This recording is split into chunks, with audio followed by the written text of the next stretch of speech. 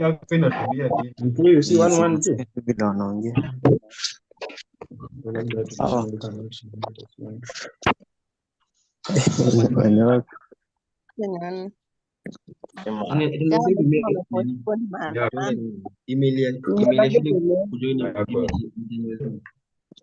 What are you?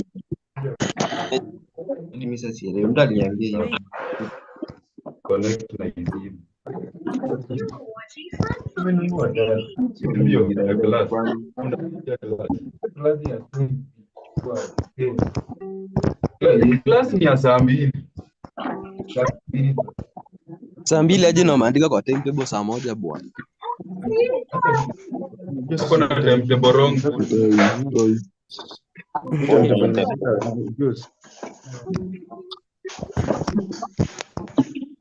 Ni wifi, ni kwambia wifi.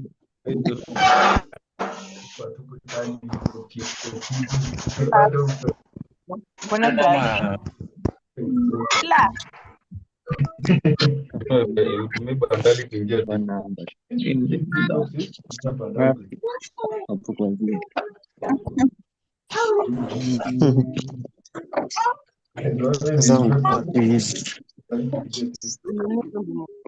Tena na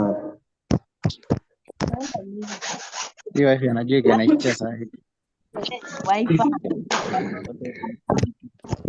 na 100 MB inshallah la saizi imebaki.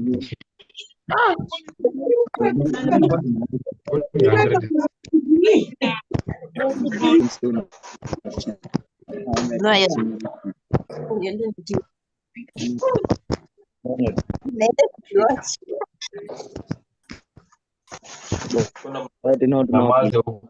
Communication skills sio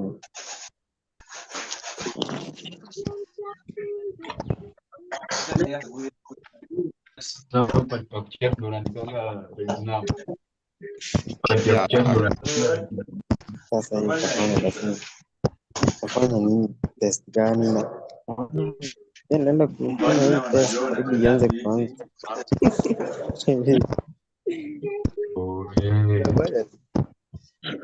Kuingize majina gani? Ni risk.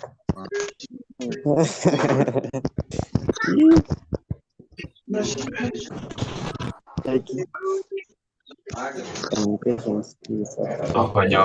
Time limit 30 minutes. Only one allowed. One happen. Wezirudia.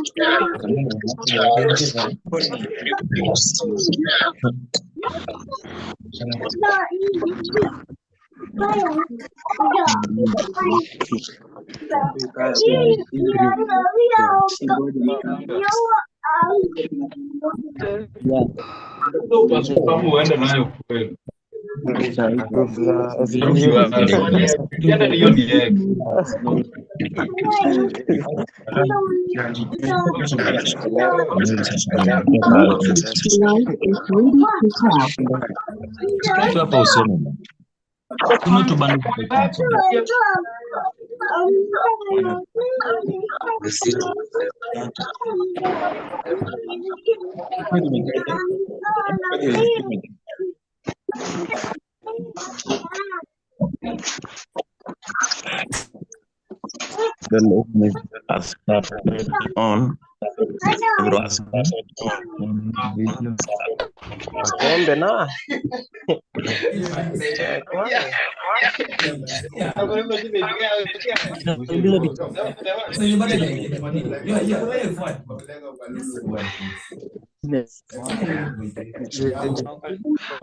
Kama una lengo sisi tufanye nini? Tutengeneze. Hapo zaidi.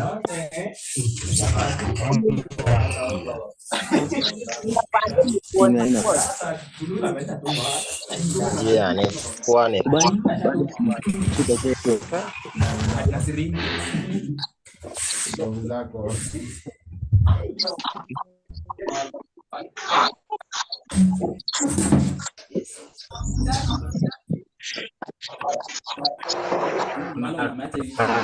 Jambo ameingia.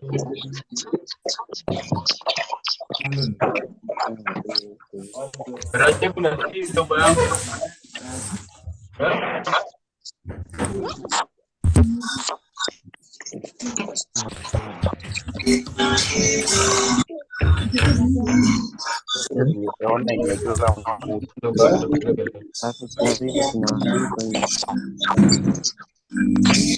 Nikianza kutoa sina sikiza hivi.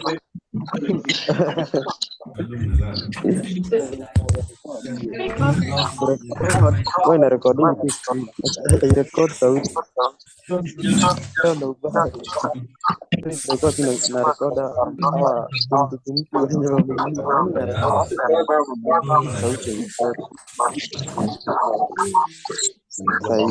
yako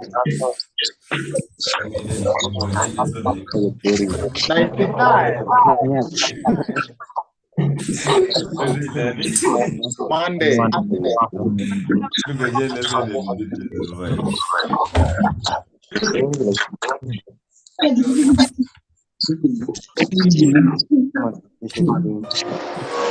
Ni kama calling.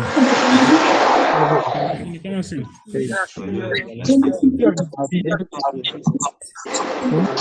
Neno kwa Play Store kama ulisha download inataka kuupdate na MR Barasa. inakatika tena waanze meeting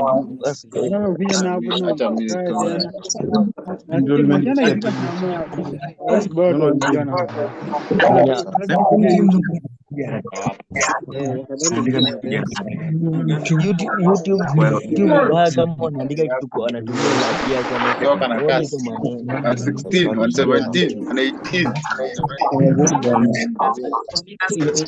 Ni onyeshi vizuri ya YouTube. Yeah, yuko pia.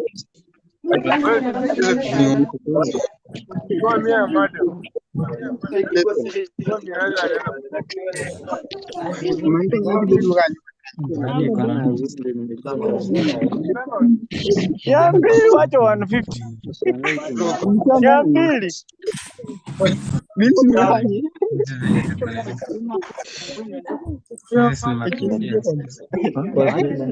Wacha kama umepitisha mapasscode.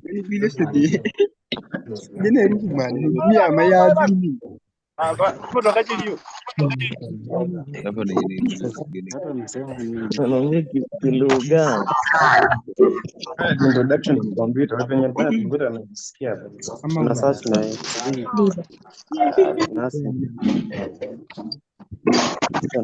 kwa umeregister Kuna quiz kwanza. nakwanga yini jana unatumia application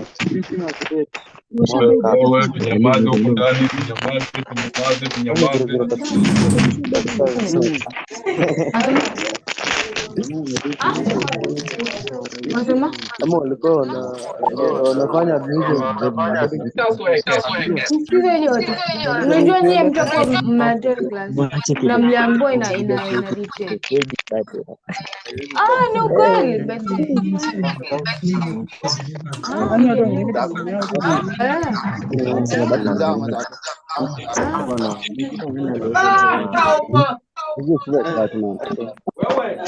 Bado watu wanapiga tu kelele hapo.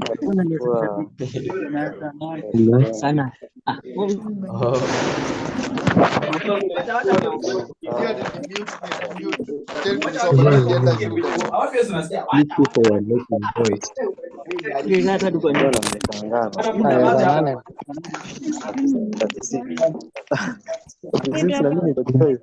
Ametoa 162. Unapiga kelele. Kelele ni nini? Kelele.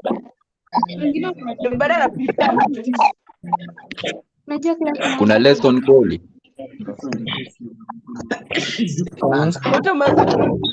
Wewe ndio mchambuzi.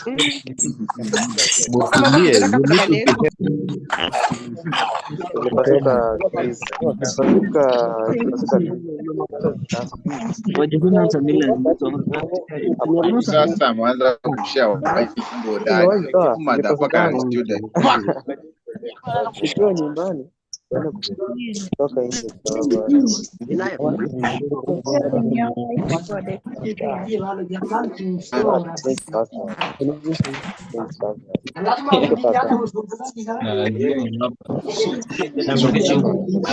Cheki wafula hata ujinga bana.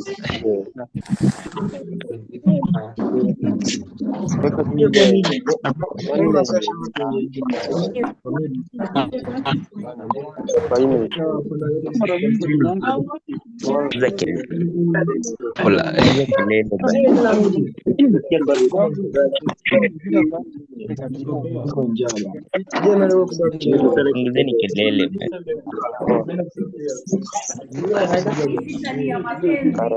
Bala tufunze basi.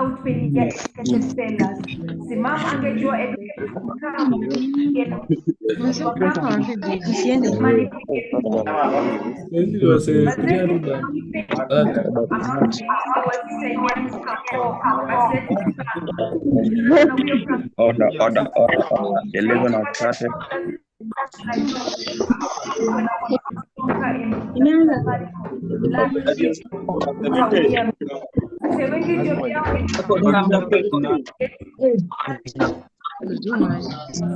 Naanza kelele saa moja na unusu.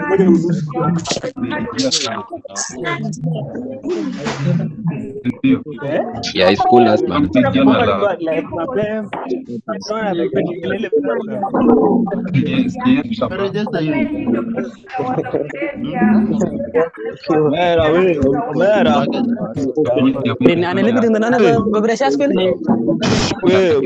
Can you stop? Can you keep quiet? Can you keep quiet? Yeah. Concern. I have a concern. Oh yeah, I have a concern.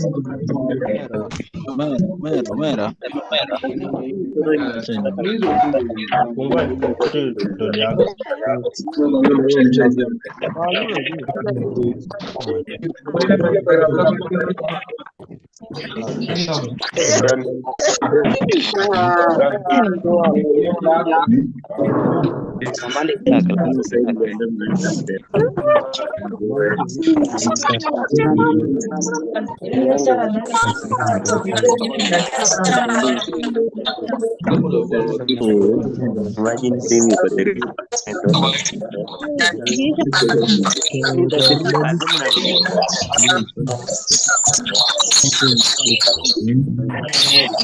Mnyamaze bana. Penye niko.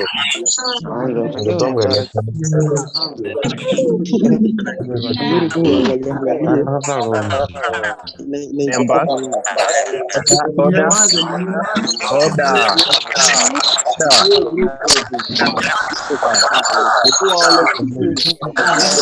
Members.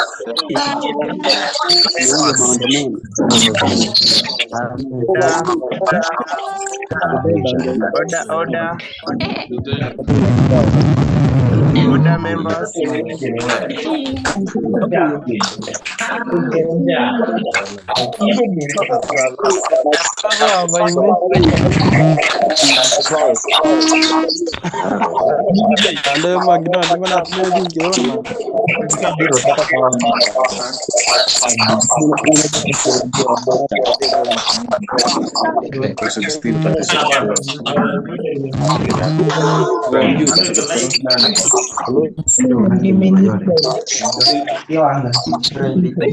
Hadithi imeanza grave ya kaka.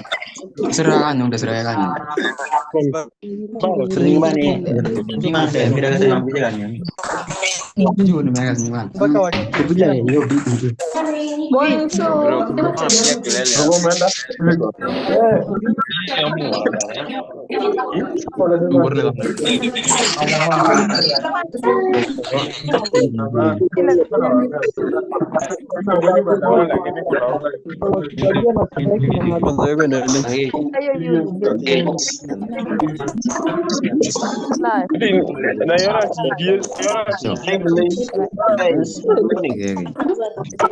Morning everyone. Enggak sabar kan. Morning everyone.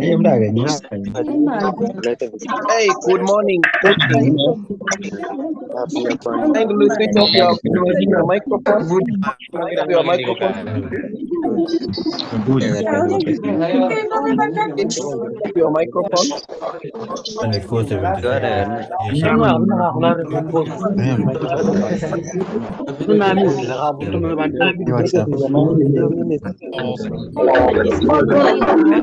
It is.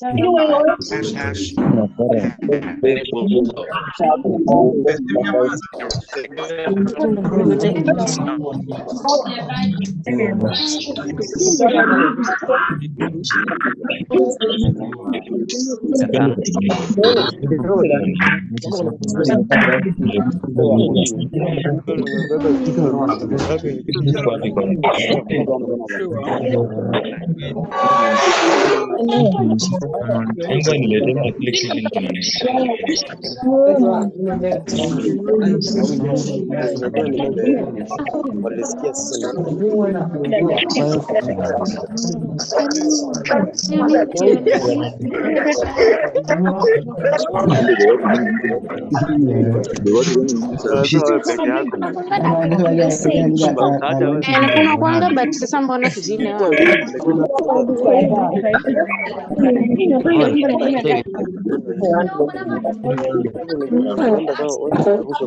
Online. unaandika tu hapa.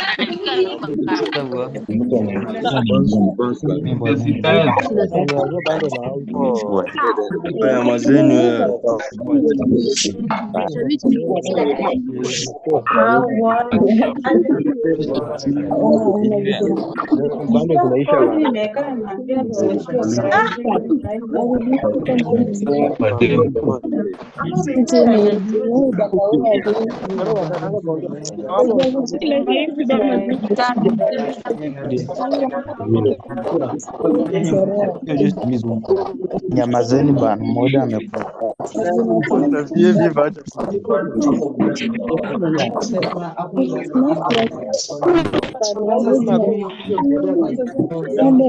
Kelele tu wanapiga.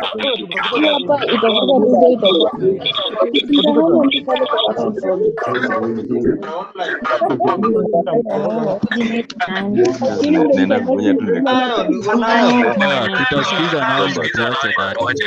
Tusikiza nani na tuache nani. Kwani kitu kwa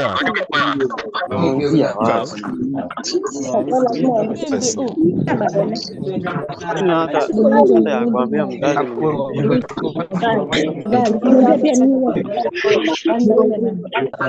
kama kubecha kusiba expensive. yeah YouTube nakula data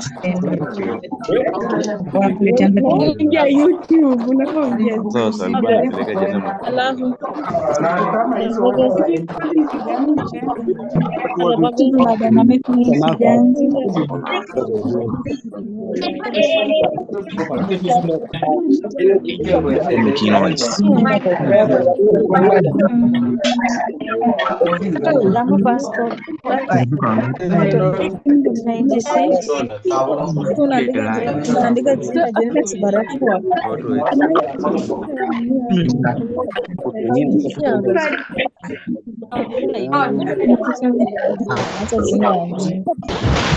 namba ni saa nini unatuma?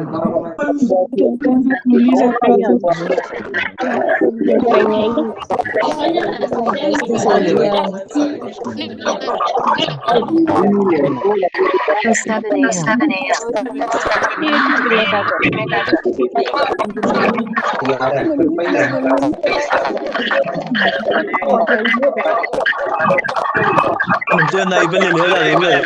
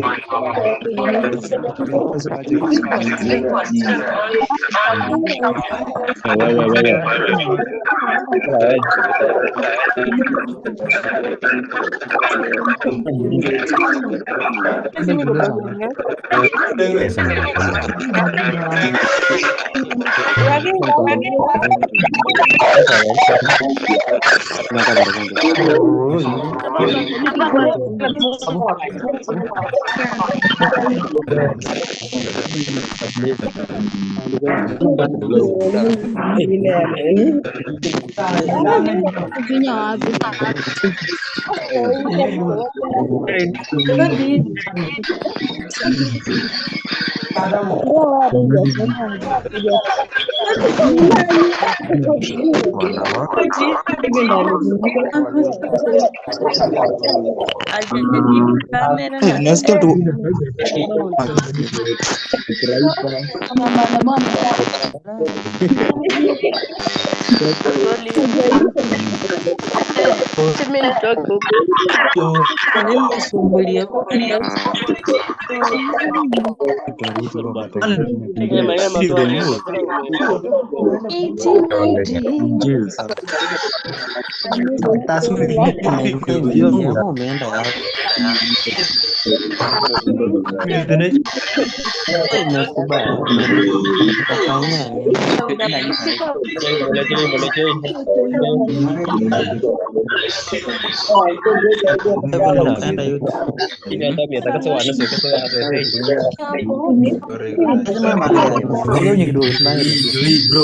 Sasa shida nimeingia na yangu.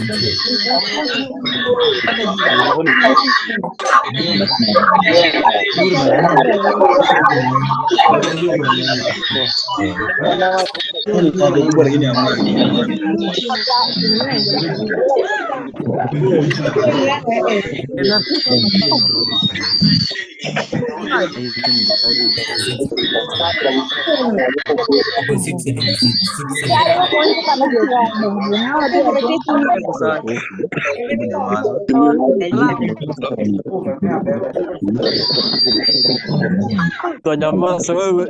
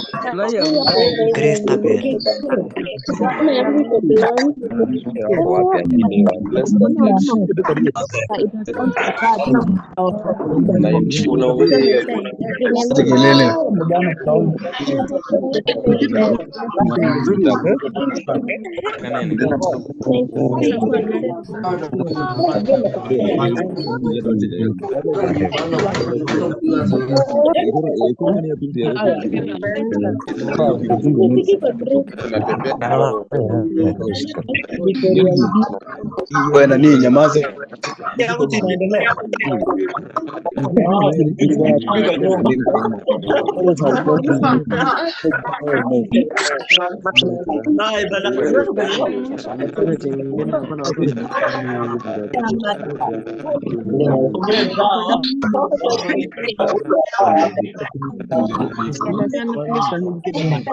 Dekari ke pandu sa.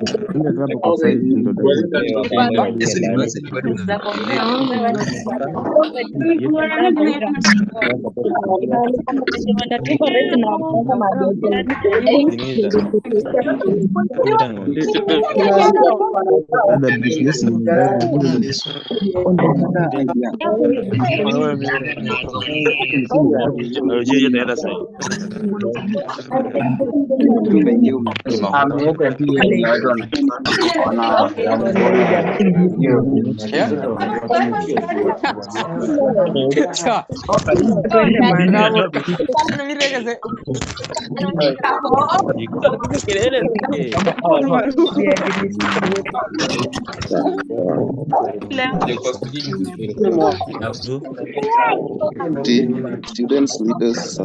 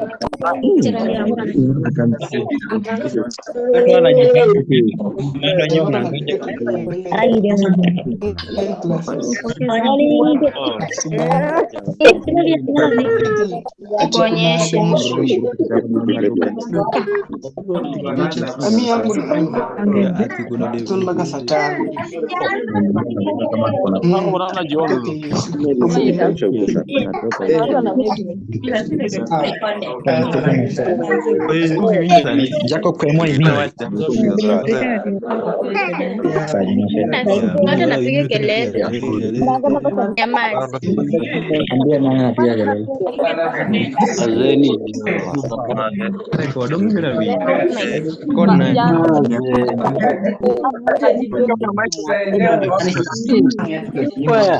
Watanijibia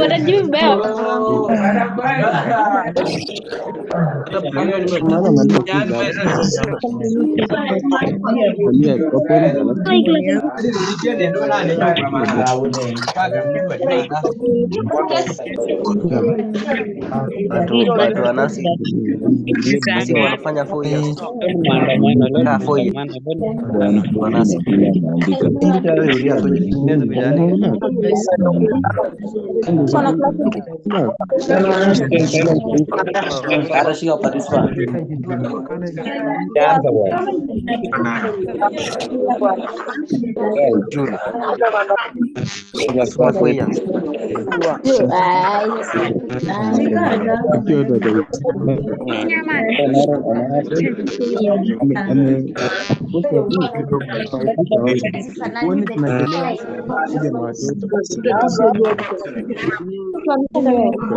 Mtu aende baada wajaanza usome hakuna longo. Mwenye kauli Bible Iko bapando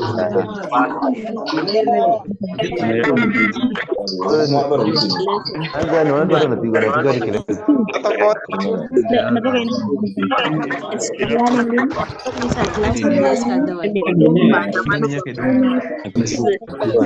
Ninyi mnafaa kwenda tu class time moja, mtanifanya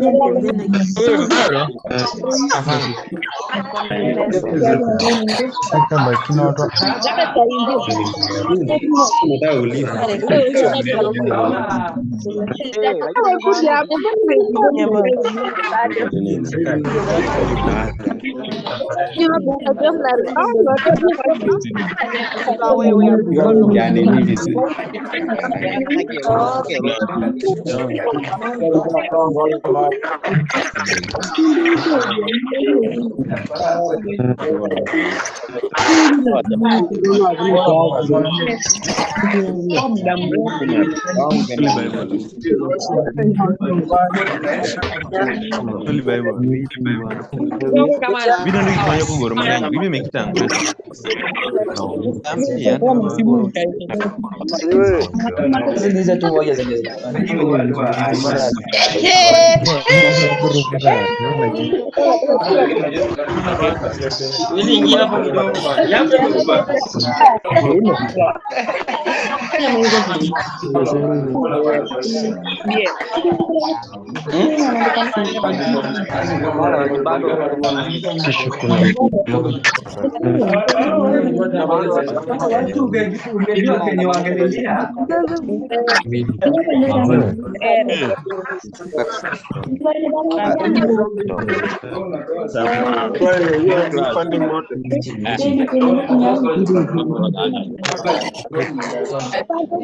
Majuma, nimeona Majuma.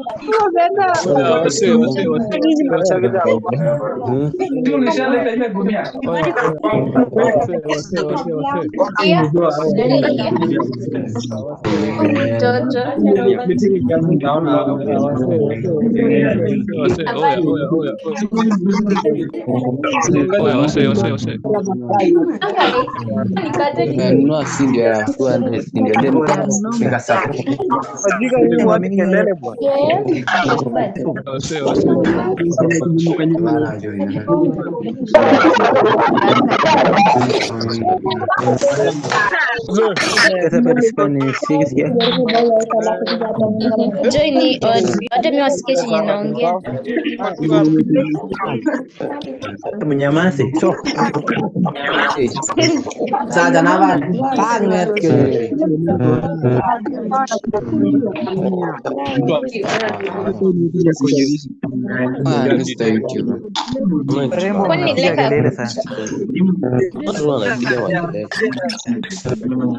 Nikanua data.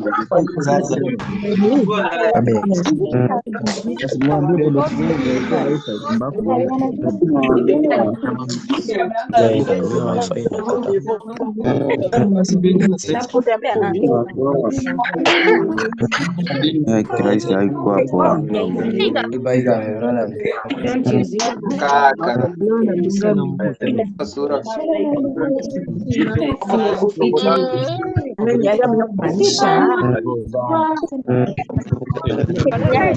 Nataka kwa hii simu ya simu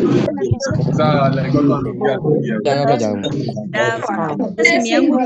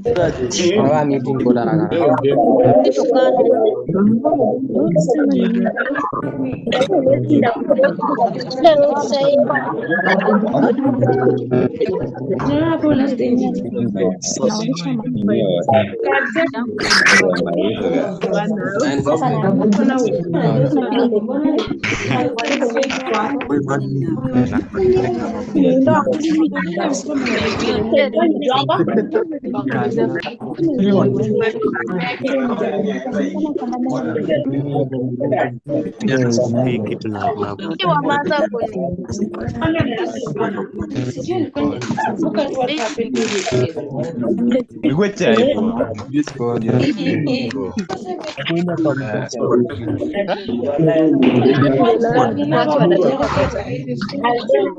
kama hizi.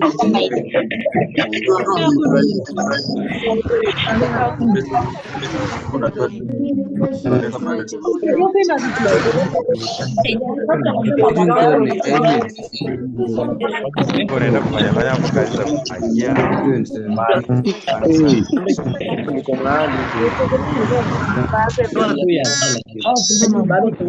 Silence please. You want to begin our meeting?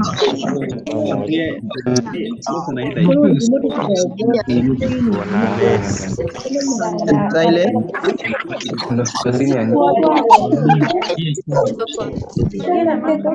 To begin with the fundamentals of computing.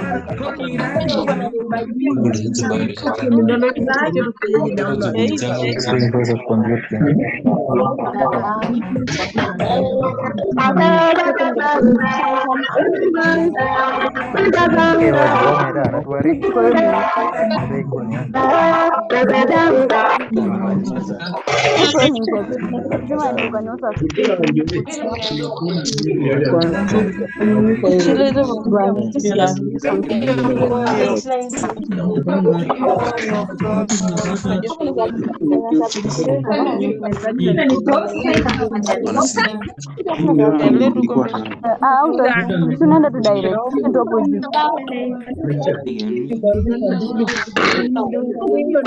kuona wajana mwananga hapo kwako wanasikia Oya.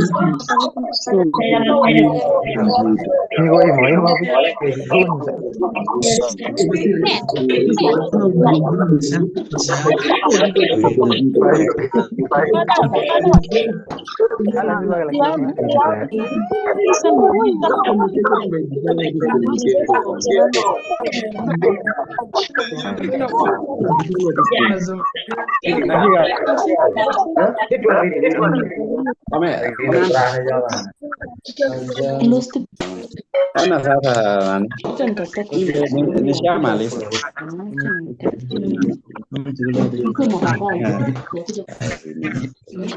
Nishamaliza hili. Siwezi jikutana na mimi wangu, acha tuangane tu single. Ndio huyo. Siwezi kutaja. Hiyo tunahamia basi ndio mimi na yeye ni marafiki.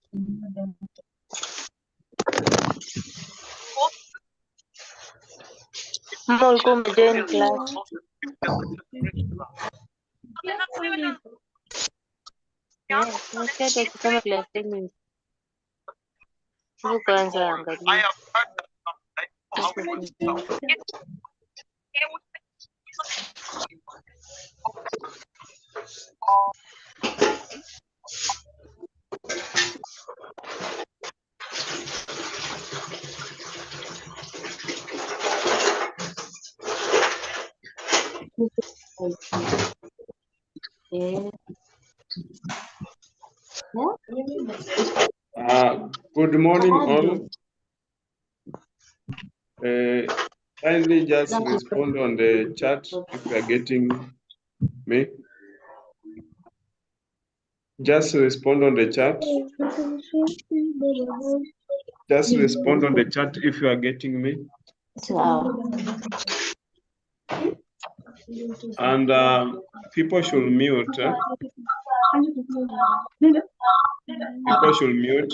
Let me just check. You see those echoes? People should mute, please. People should mute.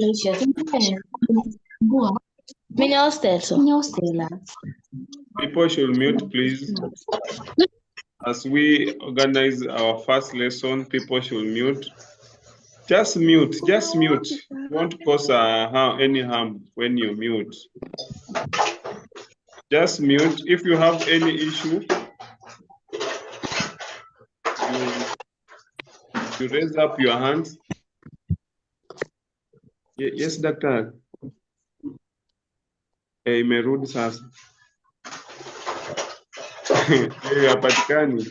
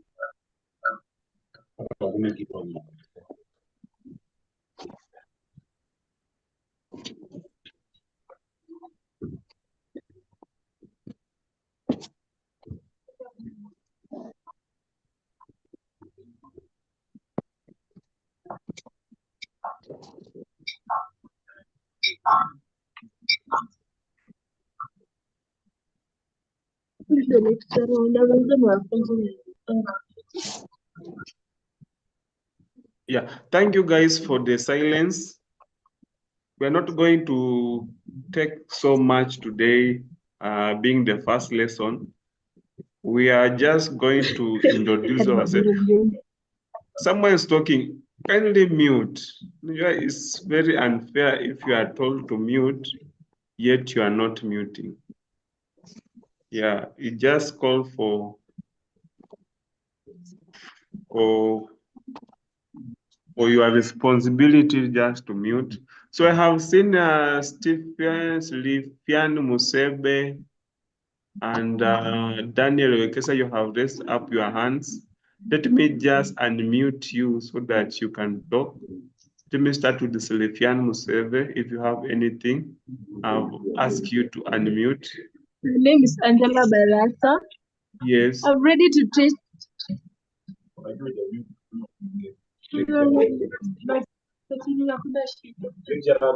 Come again, you're breaking. Come again, you're breaking.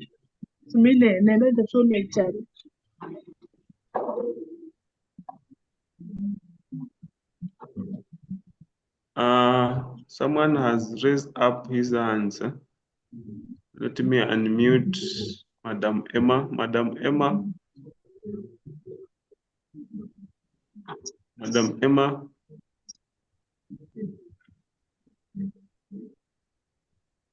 Ms. Christopher Wekesa. Thank you for giving me this chance. Okay. I'd like you, when you organize this meeting, at least you mute people on entry so that there's little noise. Okay, noted with thanks. Someone else, let me unmute this one. If you see a pop-up that I have unmuted you. Someone has joined us, McDonald. Yes.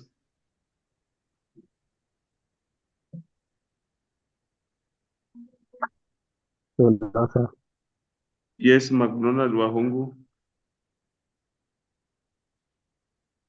Yes, I was asking if the lesson is about to start. Yeah. Or not. Yes, we are just going to have a brief lesson as we wait our lecturer. So Okay.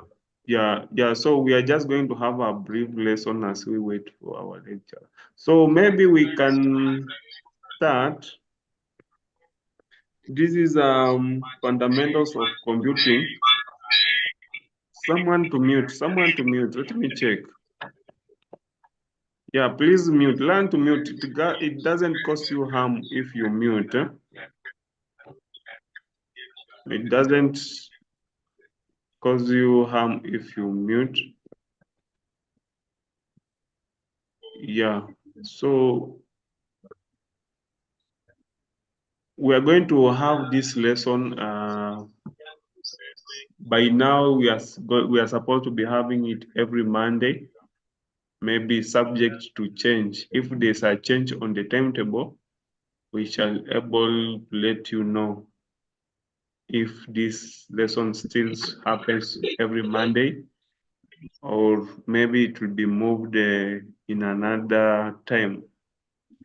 Also make sure you have enrolled into e-learning.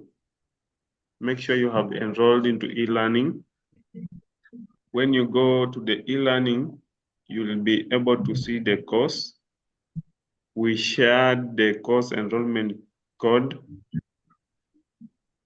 and we shall be able to support you as time moves.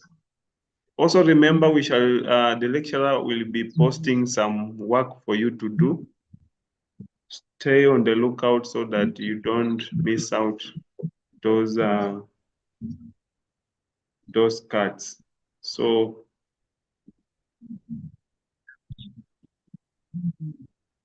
you see, the course on the e-learning, you're supposed to assess that course each and every time at your free time.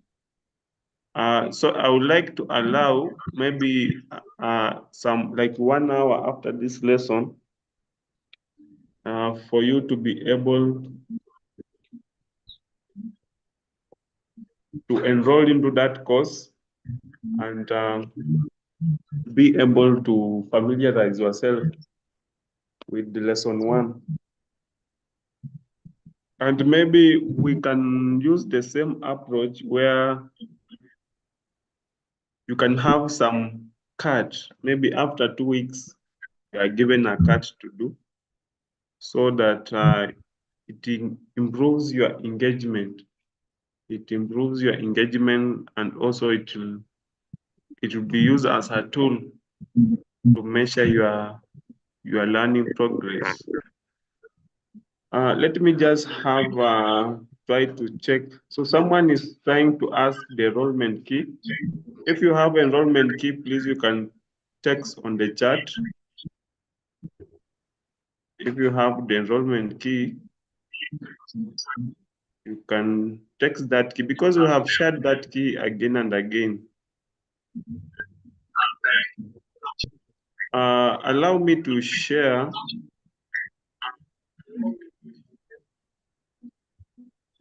allow me to share the course outline. Yeah, that's the course outline. The lecturer who is going to take you is Mr. Peter Wawire Baraza, who is, I think, is here with us. Maybe we shall ask him to maybe introduce himself. As you have seen, the purpose of this course is to introduce the learner to the computer as an electronic device. And this course will help you to be familiar with the computer as a system.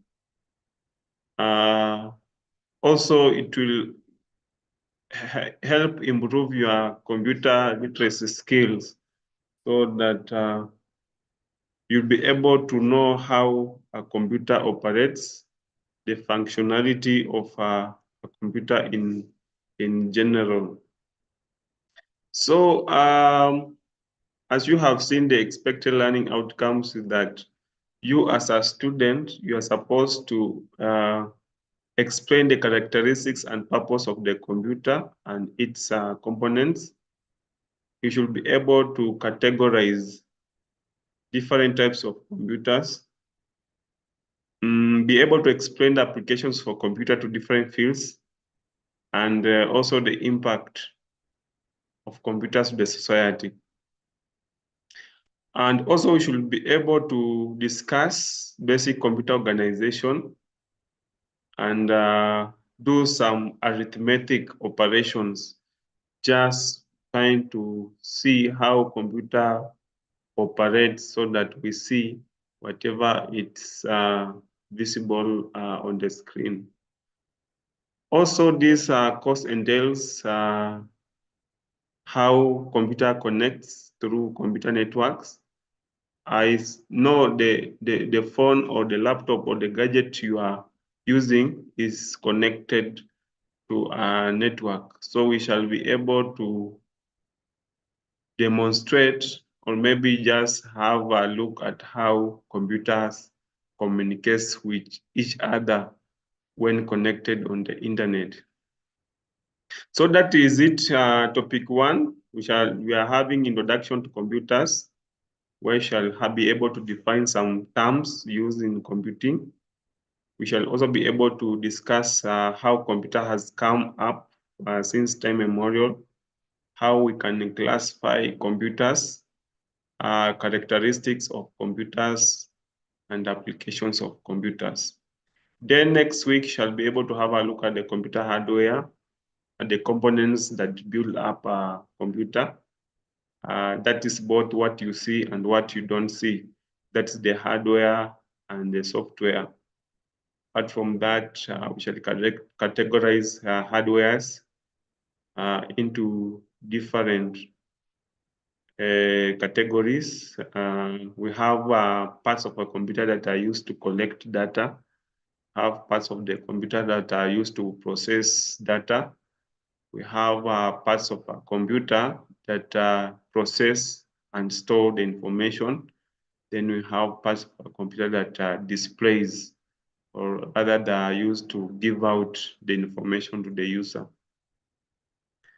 That is both input devices, the system unit, and also the output unit. Apart from that, we shall also have the software parts. As you know, your phone has various softwares. We have an Android phone, so it has a software that supports its functionality. So we shall be able to explore computer softwares, how the functions of these types of computer softwares and how they operate, so that we can use a specific functionality of a computer. Also, we know how we learn. We shall have a brief overview on how we can program a computer. We can write some sentences or some lines so that we have something like an output. And also we shall be able to find out how computer processes information so that we see the output or the results. As we have said, we shall have a look at how computer communicates on a network. Also, last but not least, we shall have a look at how computer stores data, that is data representation, where how data is represented on a computer, and the formats of how data is stored on the computer system. So this course will be delivered through this Zoom and YouTube link. Some material you have to read it yourself. You need to maybe to explore some materials that are on the course, on the e-learning portal. Sometimes maybe we shall give you a free time to have a visit in the laboratory to see how these computers are. And maybe we shall also be engaging you through maybe some group work, where we shall give some group some work. You go and research and come to present to us during these lessons. Also, some lectures will be recorded and uploaded on the e-learning so that you can access those lessons at your free time. Can have some simulations on how these computers works and maybe some brief overview of programming. You shall be able to do an exam at the end of this semester. So you are supposed to have this session for 12 weeks as per the timetable. Then after the 12 weeks, you shall sit for an exam, which accounts for 70%. Then on the e-learning, we shall have what's called a continuous assessment test. As we have said that at least after 2 weeks, we shall have a CAT. CAT means continuous assessment test. So you're supposed to score at least 40 and above.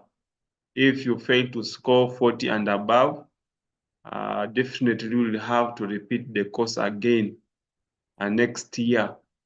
And mark you, if maybe you fail, you need to wait. So the system, as you know, you'll not be able to continue to another year if you fail in a unit. So take care of this online course. Some of you usually take it as a joke, and at the end you fail. So it can appear as simple as it is, but it is so intensive. You need to visit e-learning. You need to attend these online lessons so that you don't miss out. So some of you will tend to avoid the cards that are posted on the e-learning. And also if you fail to do a card, it will lead to what's called missing marks. So if you fail to do a card, it means you will also have failed the unit. Okay? If you miss to do the cut, it means you have failed the unit. So whatever we post the cut on the e-learning, make sure you have done that cut. And maybe we shall be able to enable the system to show you the marks after each and every cut. So maybe by just chatting, if you have any question, you can post it on the chat. If you are getting me clearly, you can as well respond on the chat, or you can raise up your hands. I unmute you. Kindly, if you are getting me, or if you have any question, you can post on the chat. Let me just check whatever it's on the chat. Yeah, some of you are confirming that you are getting us. Someone is asking about a pre-test. We shall let you know. But keep on checking on the system. Since we shall be meeting on Mondays, so it's now your work to go checking on the system. And in case of any breaking news, please let your group know. So if you get that 9%, that's also a soup. So you need to get 40 plus. You get something below 40, that is a soup. You know what a soup? Soup means it's a supplementary. If you get a soup, you'll be discontinued. Okay? You'll be discontinued and you will wait for Form 4s to join so that you can join them and start again. So make sure you don't get soup. And the best way not to get soup is to get close to other students. If you have issues with e-learning, the offices are open. You can go there and get assistance. So the class will be administered as every week as possible. It's your work now to continue checking on the e-learning system to make sure that all is well. Currently, we only have 2 units that are fully online. That's KUC 1110 and KUC 1120. Those are the 2 units that you need to be careful and watch. Issues dealing with the cost transfer, I think you need to find out from the department. There's a confusion with second years. Second years, please, as I said earlier on, liaise with your COD. Okay, liaise with your COD and find out if you are supposed to do this course, especially those who are coming from the School of Education. Also, another important information is that this course is for undergraduate students. If you are doing a degree, okay, bachelor degree. So those who are doing TVET, please stay out, find something else to do.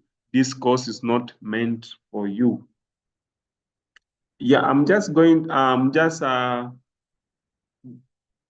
through your chats. I will answer some, and some questions will be answered well by, I think, your CODs. Your CODs have important information than me.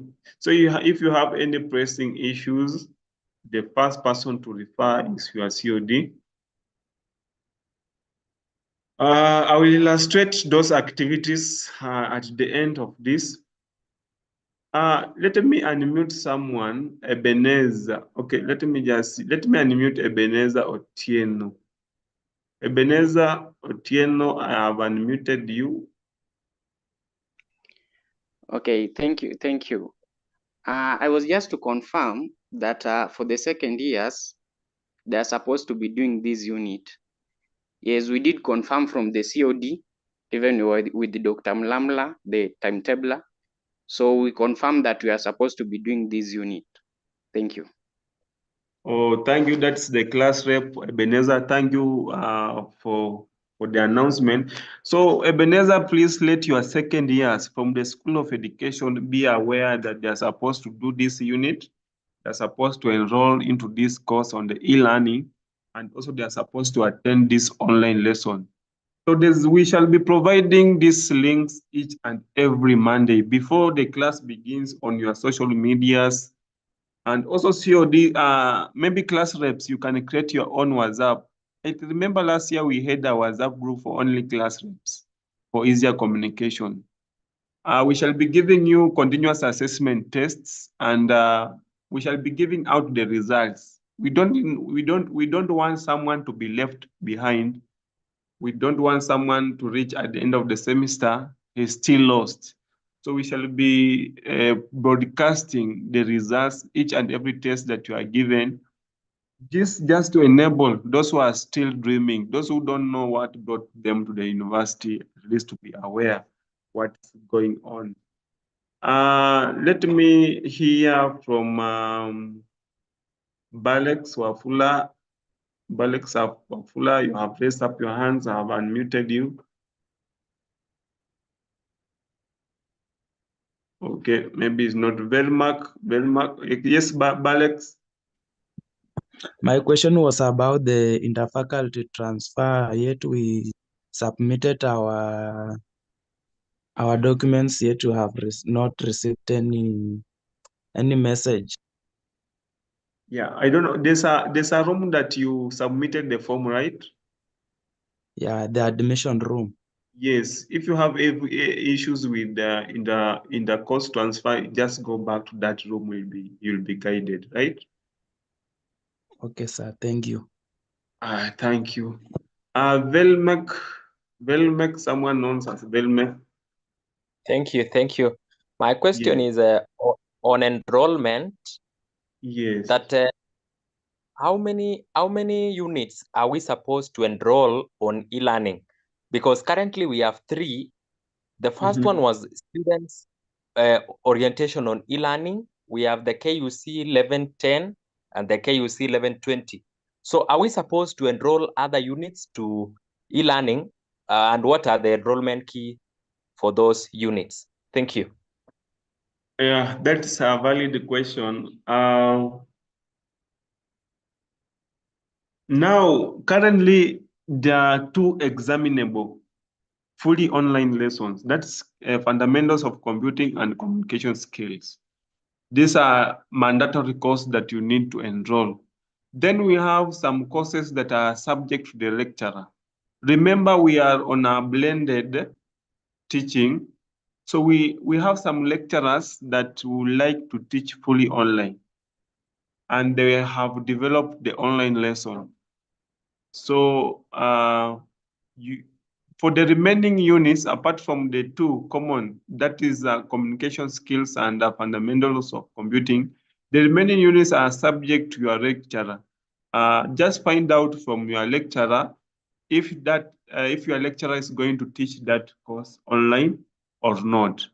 And if that lecturer is going to teach that course using the e-learning portal, that lecturer is supposed to communicate to the ODEL office, and ODEL office shall be able to set the course so that you can access them. So currently the 2 courses, communication skills and fundamentals of computing, are all the courses that you are supposed to enroll. Then other courses now are subject to the lecturer. Maybe when you have contact with the lecturer or through your class representative, apart from the 2 courses, find out if your lecturer is going to teach that course. So I would like us to start the lesson. Let me just hear lastly from Joel.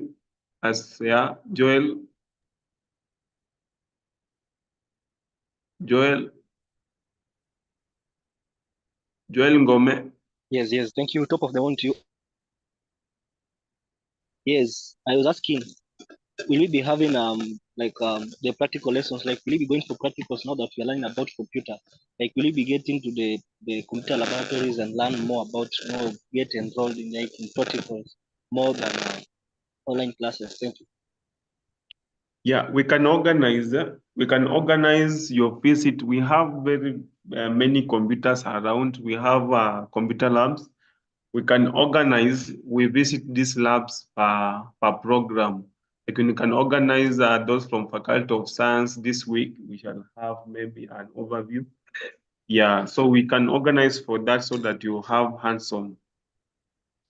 Let me see if our lecturer is around.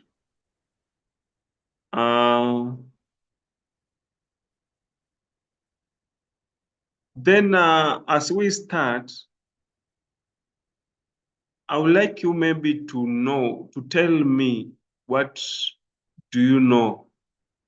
What information do you know, or what information do you have when it comes to computer? So maybe through the chat, to save on time, I would like to know, what do you know if someone mentioned the term computer? Okay.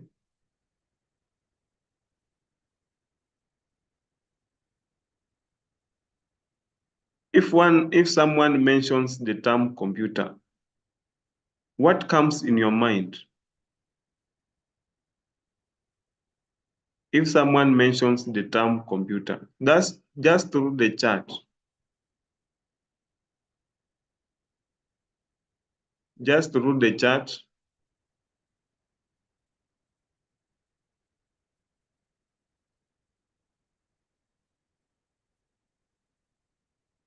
Let us respond through the chat. If someone mentioned about computer, what comes in your mind?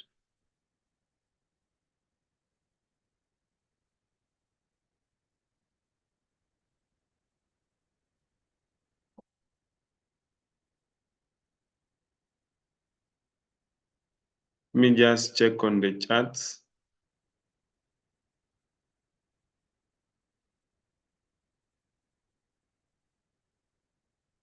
Yeah, some of you have already started defining what a computer is. Yeah, that's an electronic device that processes data into information.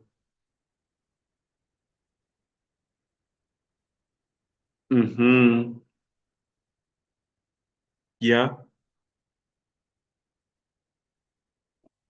Then another question.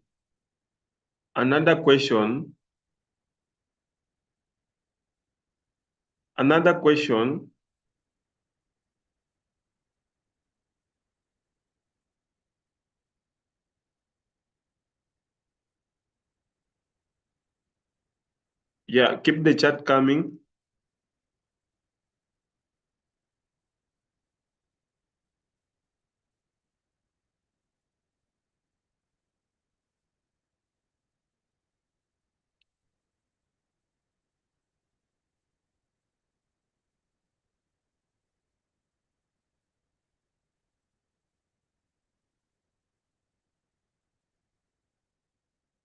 That is a question that you are answering. We are trying to define what's a computer. And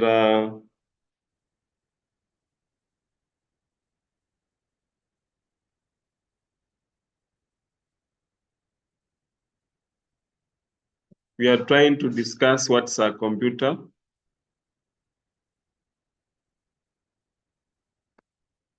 Then let me ask another question. Is your smartphone a computer? Is your smartphone a computer? Explain. I will mute one or two of you.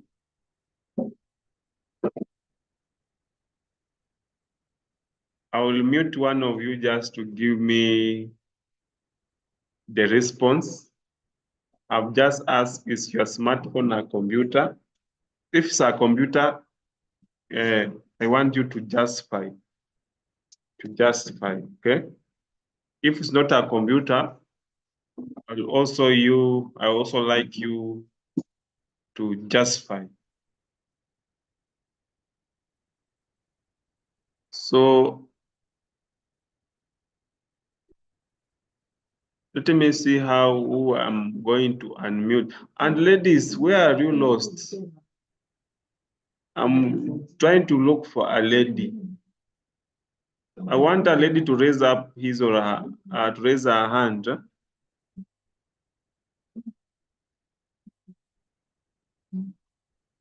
Ladies, we haven't heard from you. Yeah, let me unmute Mary Ingashan. Mary Ingashan, I have asked you to unmute. And also Sarah Chemtai. Yeah, just I've asked you to unmute. Sarah Chemtai, unmute and talk together with the Mary Ngashan.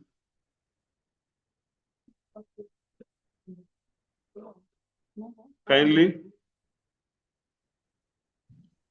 They are not talking, and you have raised up your hand. Let me listen from Hosea. Hosea? Yes, Mary. If I have unmuted you, please talk. Okay, a smartphone is a computer because it receives data and process it under the control of program to give out information. That's my reason. That's a good input, Hosea. Thank you. Let me unmute another person. Grigory. Grigory. Yes. Thank you, sir.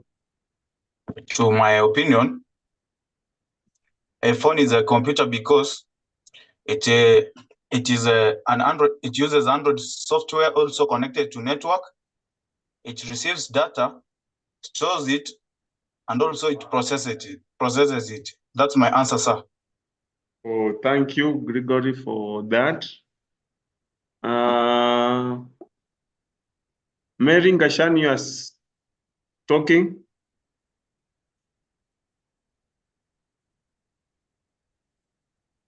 Mukomba Robert. A phone is a smartphone because it processes data in which you key into it into high degree of accuracy, whether you want to calculate some sums in a calculator, or if you want to key in some information in Google, you get the accurate information. Yeah, I agree with you. Then another question comes. What are characteristics? What are some of the characteristics of a computer? So that we can classify this as a computer and this is not a computer. How can we characterize that this is a computer, then this is not a computer? What are some of the characteristics of a computer?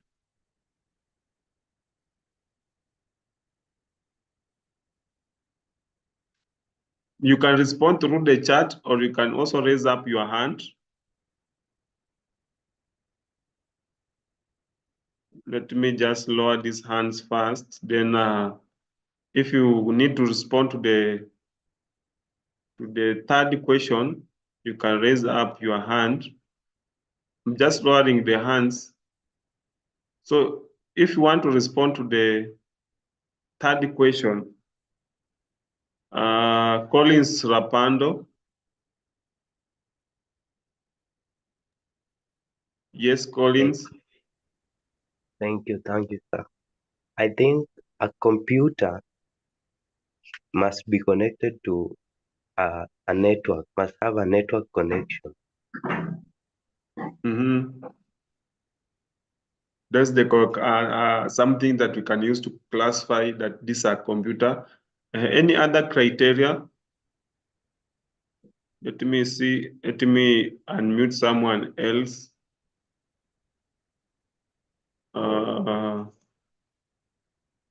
John Cyrus and ladies. I don't know why our ladies are very silent. Yes, John Cyrus. Basil Sikuku. Yes.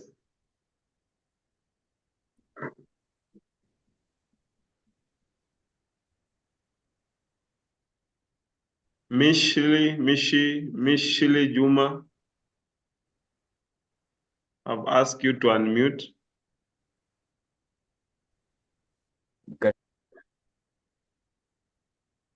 Yes, John Cyrus.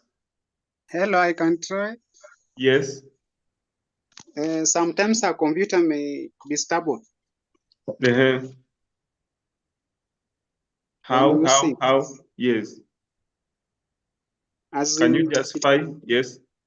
Sometimes it can hang when you want to process some data and can lead to delays. So can we say that the computer has no feeling? Can we say that it has no feeling, right? Yes. As in, it cannot behave like a human being. You see, a human being You can be maybe have feelings. It cannot maybe justify or express itself. Someone is speaking.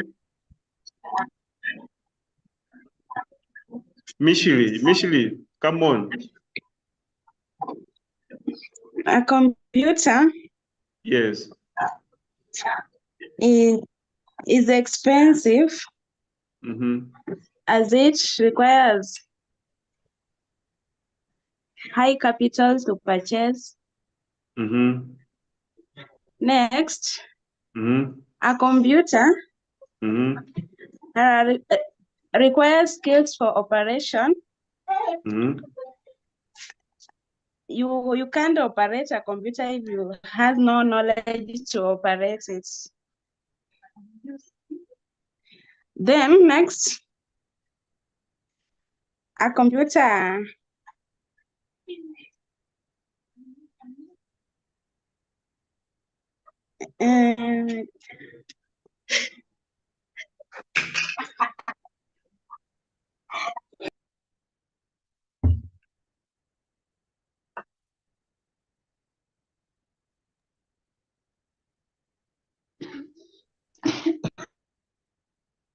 Let me welcome our lecturer who is going to take us through. As I told you, he's here with us. Mr. Peter. Sir Peter Barasa, I think I have unmuted you.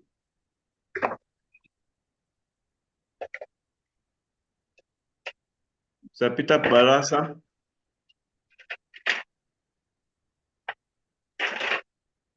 Hello. Sir Peter Barasa.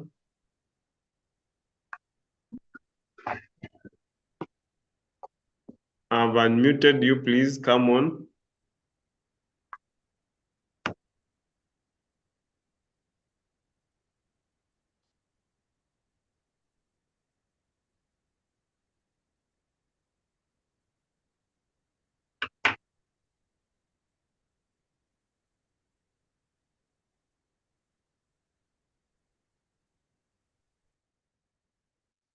Keep the chats coming. We were explaining the characteristics of a computer. Keep the chats coming.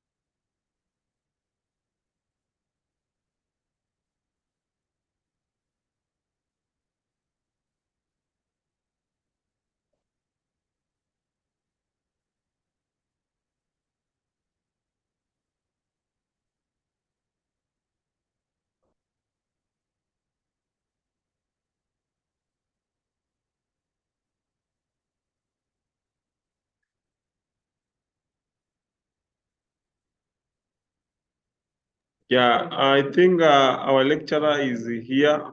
He is just almost joining us. Has been with us since, so he has just been following our discussion as we start our lesson. So let us give him some few minutes. Then he will be with us.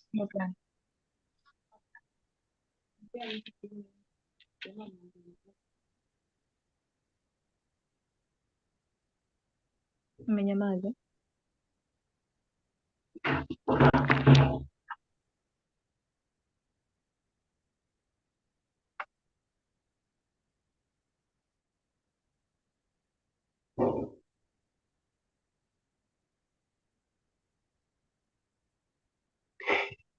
So keep the chat coming. Keep the chat coming.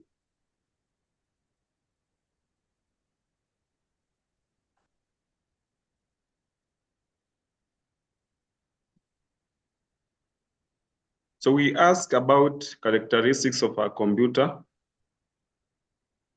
And I'm just trying to summarize your posts. I'm just trying to summarize your posts. Let me just share. And I think you should be taking some notes because we are learning. Have a pen and a book so that you take these notes. So I'm just summarizing your charts. So you have said that one of the characteristics of a computer is that a computer must take in an input. It means that any device that is labeled as a computer, it should have some mechanism of feeding information into the computer. So most come with a keyboard, a mouse, touch screen, microphone, camera. And also you have said that a computer must also produce the information by presenting the processed data. So you have said the computer takes in input, stores, processes data, and puts and maybe displays the output. So as you have said, as you have seen, I can summarize this by saying that a computer takes in data, okay, processes data, it stores data or the information, then it outputs the information. So we have said that a computer, first of all, is an electronic device. So if you are defining a computer, these are some of the terminologies that you should consider. That a computer is an electronic device that takes in data through input. It processes data, then it stores this data information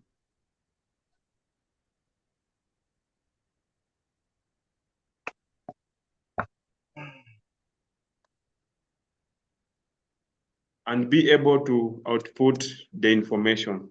So these are a brief description of what a computer is.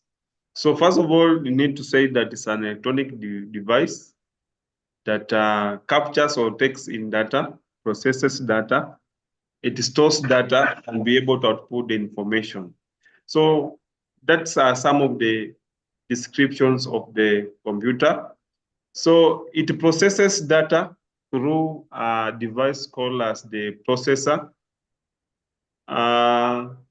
Then it does what's called some operations that we shall be able to investigate.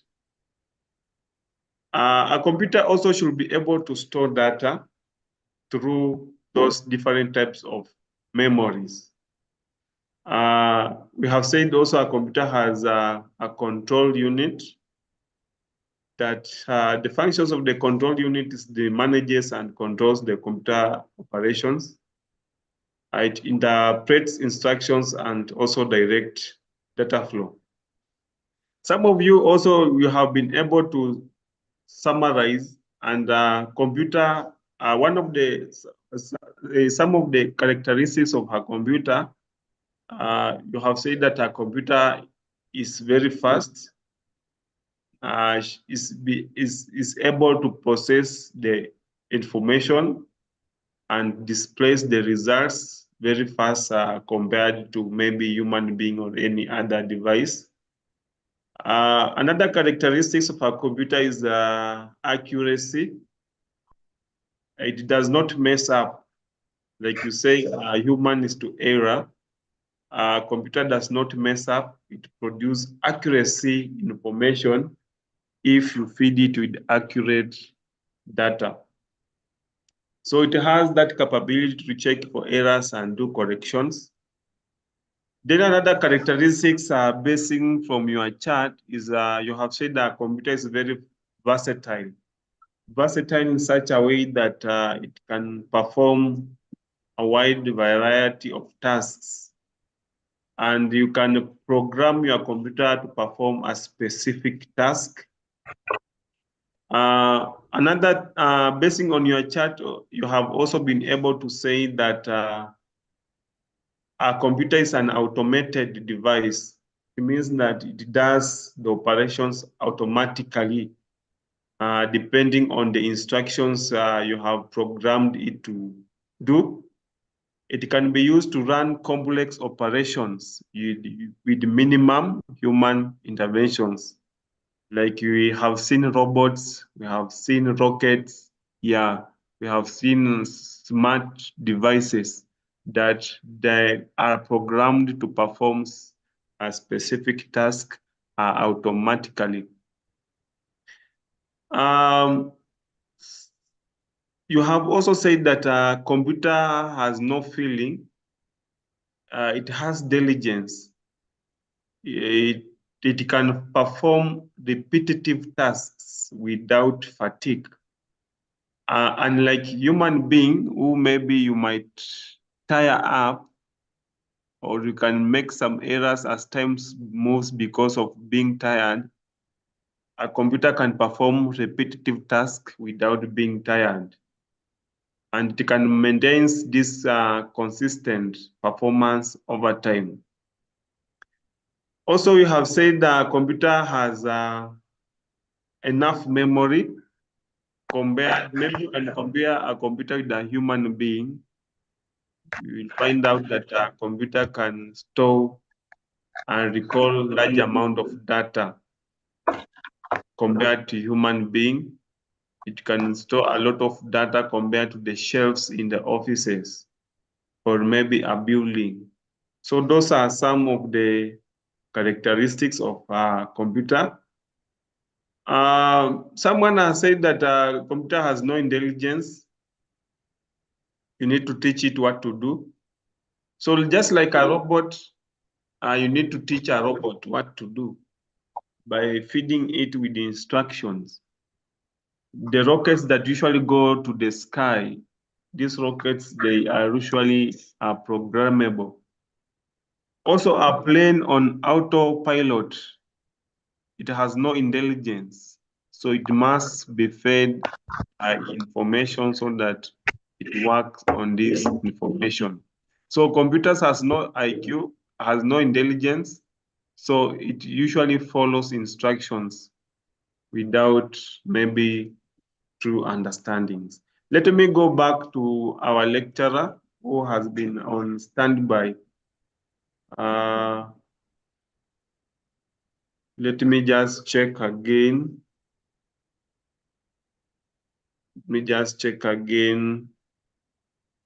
Okay, so yeah, some of you have just mentioned very well about the characteristics of the computers. If you have any question, maybe let me check. Yeah, very well, very well. You guys, you are very intelligent. You have enough information concerning this course. Yeah, that's nice. Yeah, whatever we are discussing is readily available on the e-learning. Our lecturer has already uploaded the content on the e-learning. So we are not discussing theories here. We are discussing what's already available on the e-learning. As we move on, we want to have a look at computer generations. Let me just hold alone. What comes in your mind when someone mentions generation? I know you have generations, you have your forefathers, you have your grandfathers, grandmothers. So what comes in your mind when someone mentions computer generation, or what is a generation? You can post through the chat what's a computer generation, please.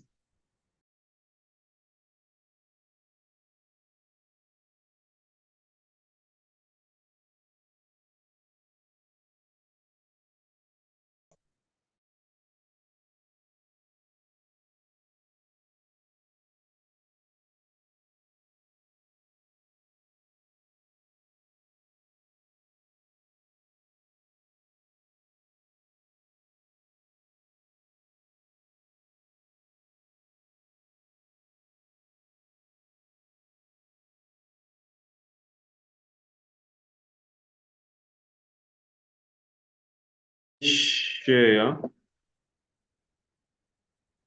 Let me share this our board again.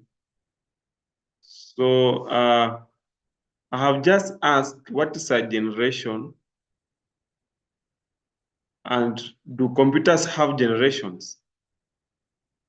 I want you to respond to the chat again, and also I'm going to unmute some of you to talk, please.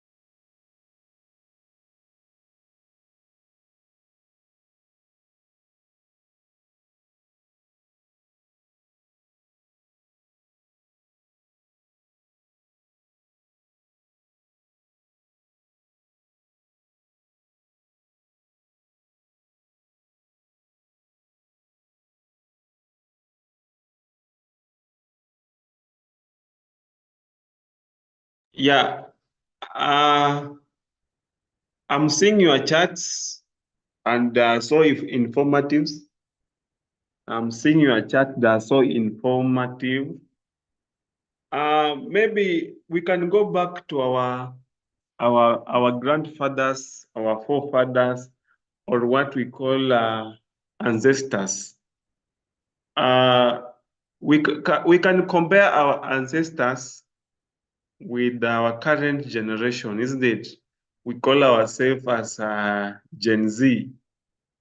So we have evolved so much from our ancestors up to where we are now.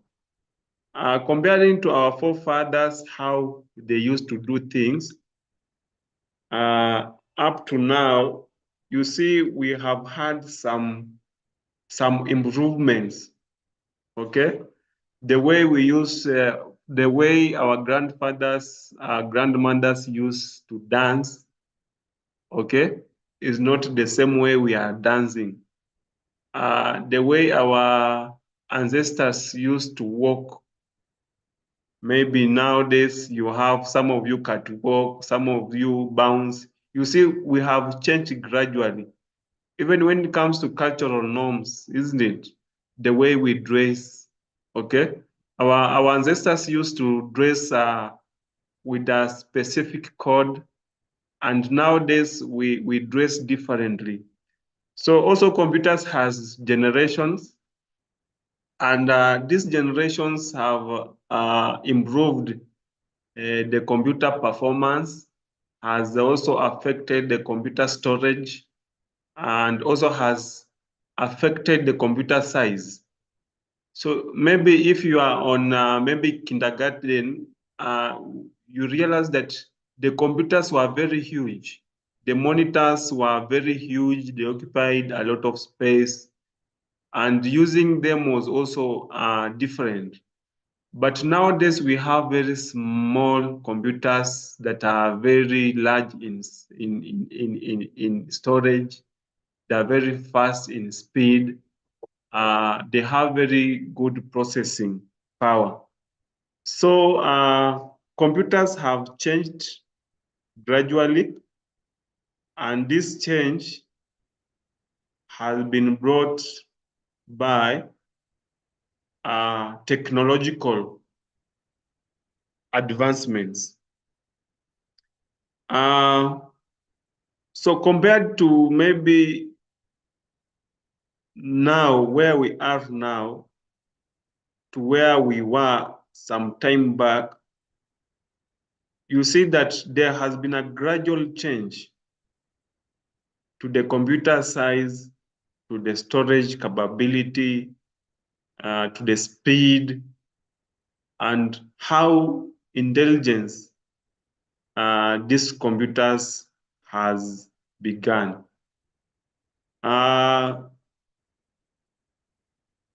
I don't know if there's someone who needs to talk. I like engaging new students who want to make this class as interactive as possible. Let me just check. Let me unmute someone to say something. Anthony Ombeo, don't know if you can say something. I'm just going to unmute 3 of you.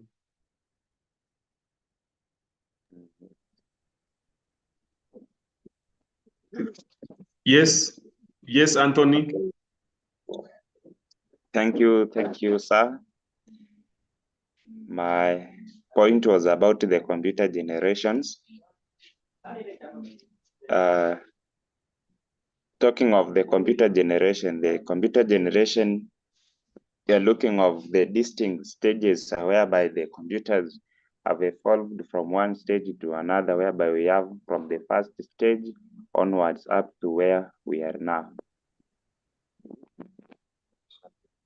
That is nice. Yes, Any thank other you. person? Thank you, Anthony Ompeo. Thank you. Glino Mondi.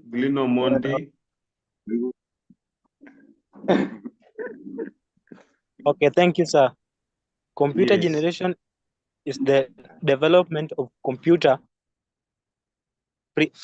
previously as compared to now. Thank you, sir. Okay. And I'm trying to look for ladies. Ladies, you don't like computers? Okay, thank you, sir. Computer generation is the development of computer. Ezekiel Juma. Are you talking, Ezekiel Juma? Previously as compared to now. Thank you, sir. Juma. Yes, computer generation. Yes. Is the development computer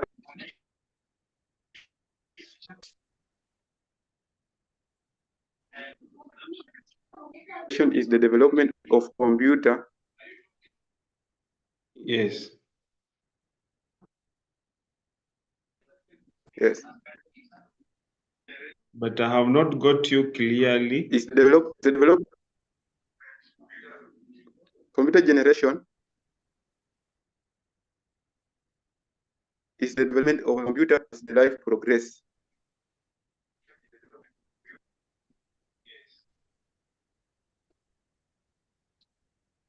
Okay.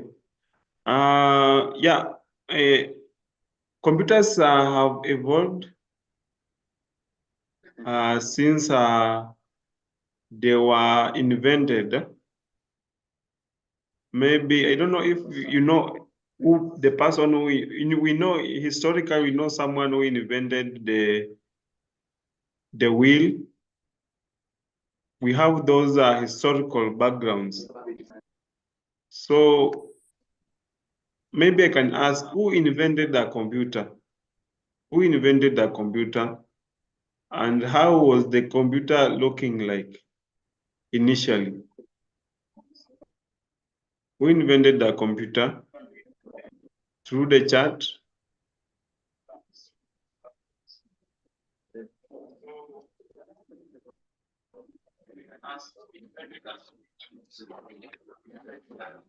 Let me unmute someone. Siuma Lavender. Siuma Lavender.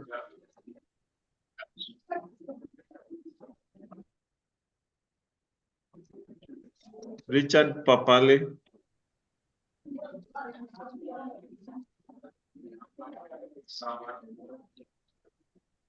Sharil Juma.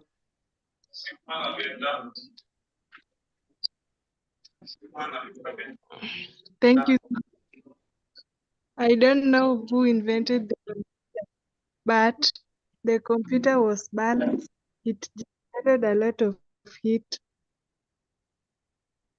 when it was first invented. Oh, that's wonderful. That's wonderful discovery. Let us just have a brief look. Some of you are still chatting.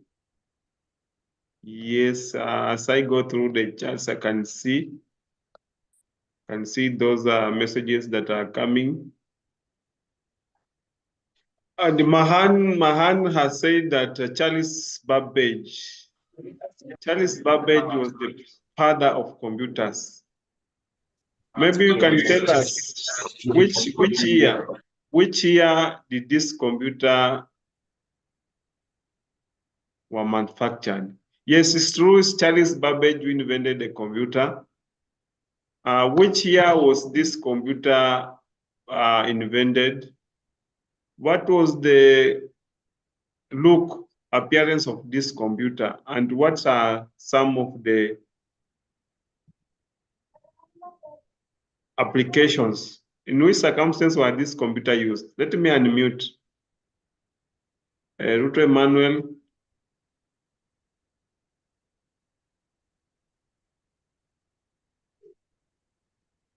Marcol Timothy. Yes. Most was where you are, we have a lot of echo. Yes, Amos.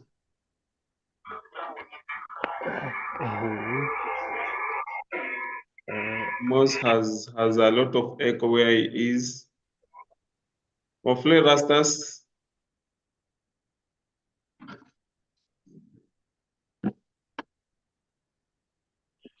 Elkim, okay. Yes.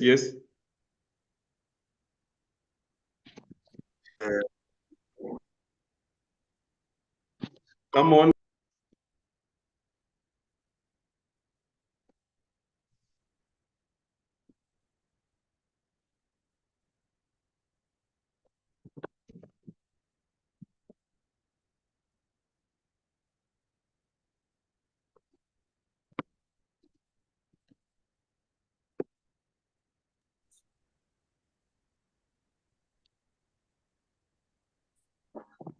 Yes.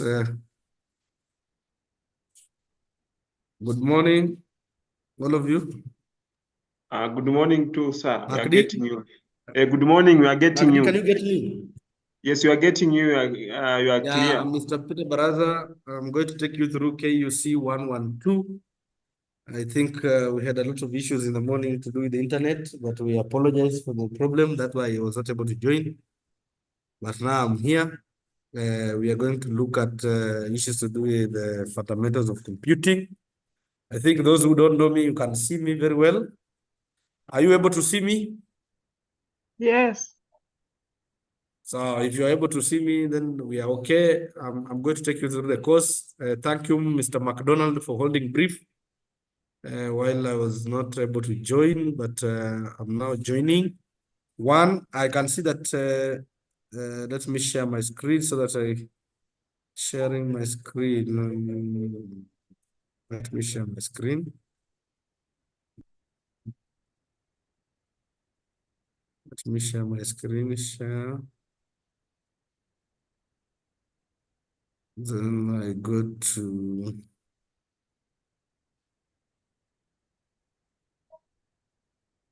a minute. So, are you able to see that? Yes. Are you able to see the screen? Yes, we can.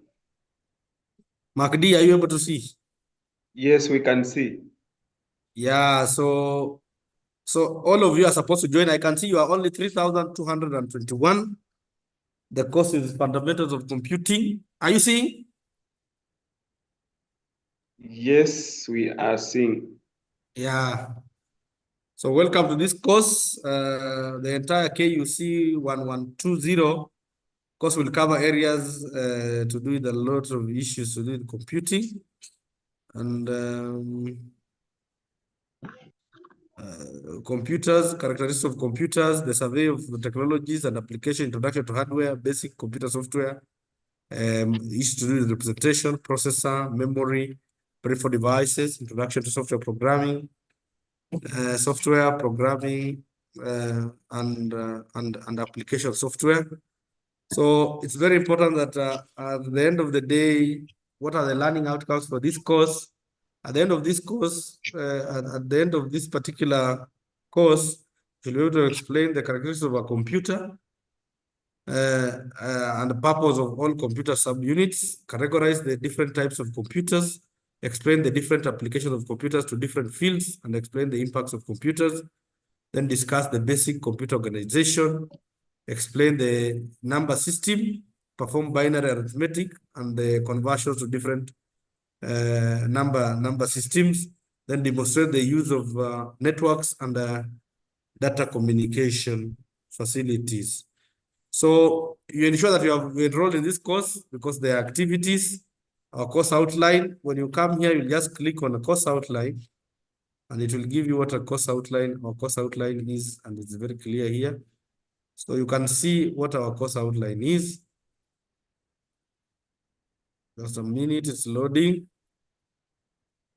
It's important for you to see what the course outline is.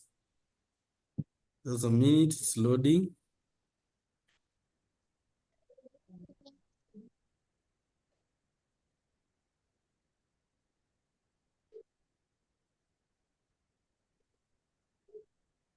It's taking long. Just a minute. We want to see what. So this is the introduction. This is the course outline. So your lecturer details. I'm Peter Wawire Baraza, HCIA AI. I'm also a holder of BSc in computer science from the University of Moi and an MSc from University of Nairobi. My email address is there. My phone number is 0735 61 68 93. For those who have not heard, my phone number is 0735 61 68 93. That is my phone number. That's my official phone number. Any other number that you have given out there, it's not my number. Even those who are trying to call me on Safaricom, that's not my number. The official number is 0735 61 68 93. So the course introduces the learner to the computer as an electronic device and helps the learner to be familiar with the computer as a system, besides equipping them with the computer literacy skills. So by the end of by the end of this course, the learner should be able to explain the character and purpose of the computer subunits, categorize the different types of computers, explain the applications to different fields, and explain the impacts of computer to society, then discuss the basic computer organization, explain the number system, perform binary arithmetic, and conversions to different bases. That's what we are doing. Then demonstrate the use of computer and data communication facilities. So when you go to your course and you join online, you should be able to see this course outline. So the course outline are the main topics that are here. Topic 1 is Introduction to Computers, where you're going to define the terms, evolution of computers, the classification of computers, the characteristics of computers, and the application of computers. Then session 2, topic 2, we are going to look at the computer hardware, And basically here we are going to look at the basic computer organization, introduction to computer hardware, input and criteria for selection of a computer, then output devices, then processing devices, CPU function and components, primary memory and types, secondary memory, storage devices, advantages and disadvantages of computer. Then those are very important things that we are going to look at. Then the other thing we are going to look at is section 3. Section 3, we are going to look at the basic software. And here we are going to look at introduction to computer software, computer systems, operating systems, utility software, device drivers, application software, word processor, database, spreadsheet, presentation, then programming languages. Then topic 4, we're going to look at data processing modes. So introduction to data processing modes, data communication. We're going to look at introduction to data communication elements, introduction to networks, types of networks, and network topologies. Introduction to data representation, data binary, octal, decimal, hexadecimal numbers, then ASCII and EBCD. Then the mode of delivery will be lectures, direct reading, and I think that's what we are going to do. We might not be able to do the practicals because of the limit, because you're doing it online. Then the examination mode, that the examination is 70%, continuous assessment is 30%, that comes to 100%. I want to repeat that the cuts will be online. If you miss online cuts, kindly don't come and disturb us. Make sure that you do your cuts online. If you miss your cuts, you will miss your entire mark for KUC 112. I repeat, ensure that you are online. Do the exams online. The cuts will be online. And I think I'm very clear. The cuts will be online. We'll have 2 cuts. And the cuts will be online. This course is covering all first years and second year education students. Those who are doing education, they missed to do KUC 112. They should also be part of this course. So I'm just telling you that we are having both first years and second years. Only those who are doing education second years, they have also joined this class because they missed doing it last year. But now in this semester, they are doing it. So we have around, I expect to see 7,000 students in this particular course. Mark D, I think we are talking about examination. Can you elaborate a bit? I think you told them. Can you just elaborate? Do you have anything? Yeah, I just informed them that we shall be giving them continuous assessment tests. And if a student fails to do that test, then he will have to wait the next time the course is offered, of which is now up to next year. That's what maybe I informed them. I hope that is very clear for everybody, and we are not going to mince words. We'll make sure that you attend the classes.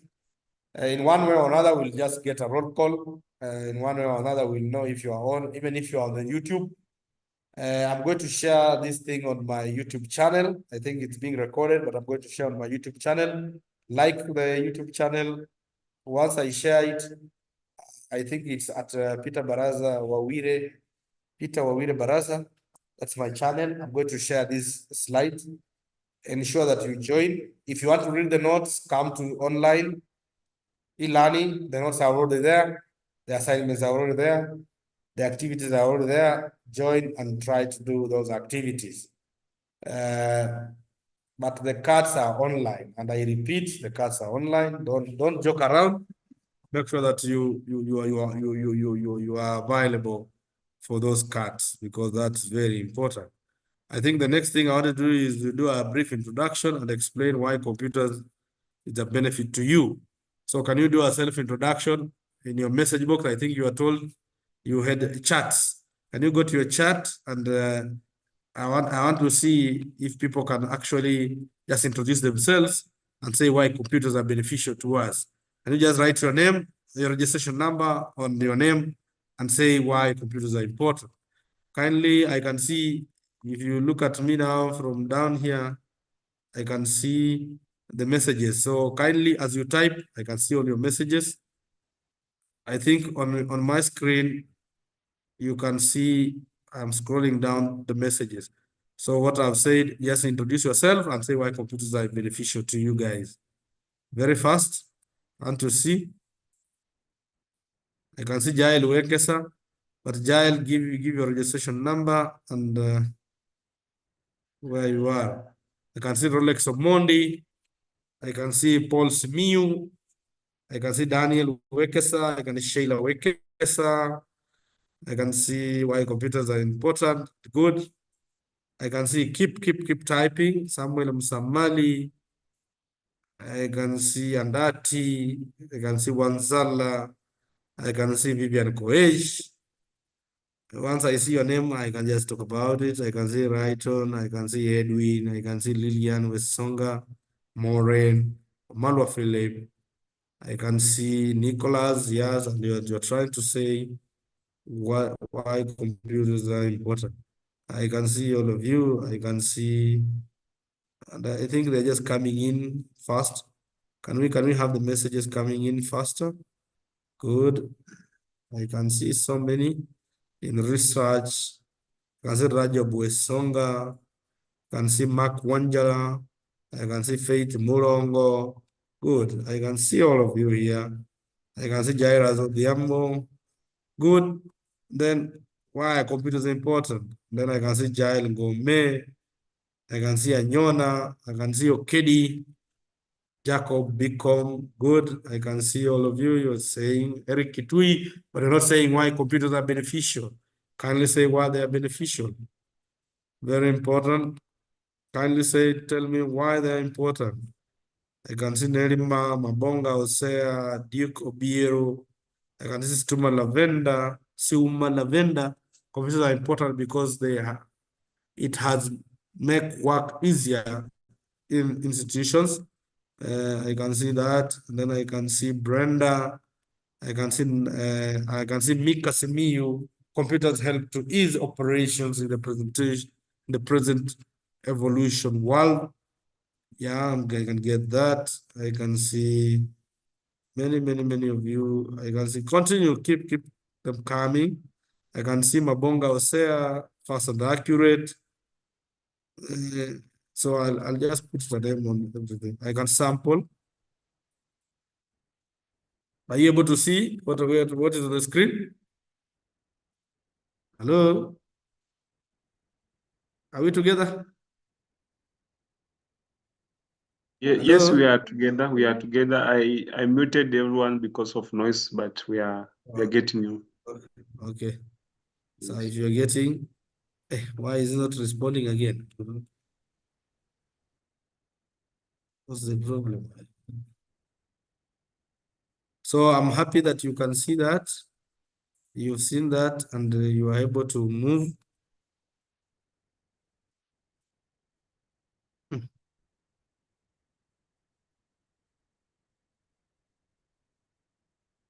Like I'm hanging. Mark D, are you able to see me? There's this pop-up of messaging that is not responding. Can you try and maybe minimize it? Yeah, I'm trying to minimize it, but naona nataka nifunge. Sawa. I've closed it. Yeah. So now you can go to further readings. Our main book is Fundamentals of Computing. That is 2022. We have Introduction to Computers by that, and then an Introduction to Hardware. So those are our main reading books. Make sure that you look at those reading books when you go to the library. So today we are going to look at Introduction to Computers. So this topic will introduce the introduction of computers, definition of terms, evolution of computers, classification of computers, characteristics, application of computers,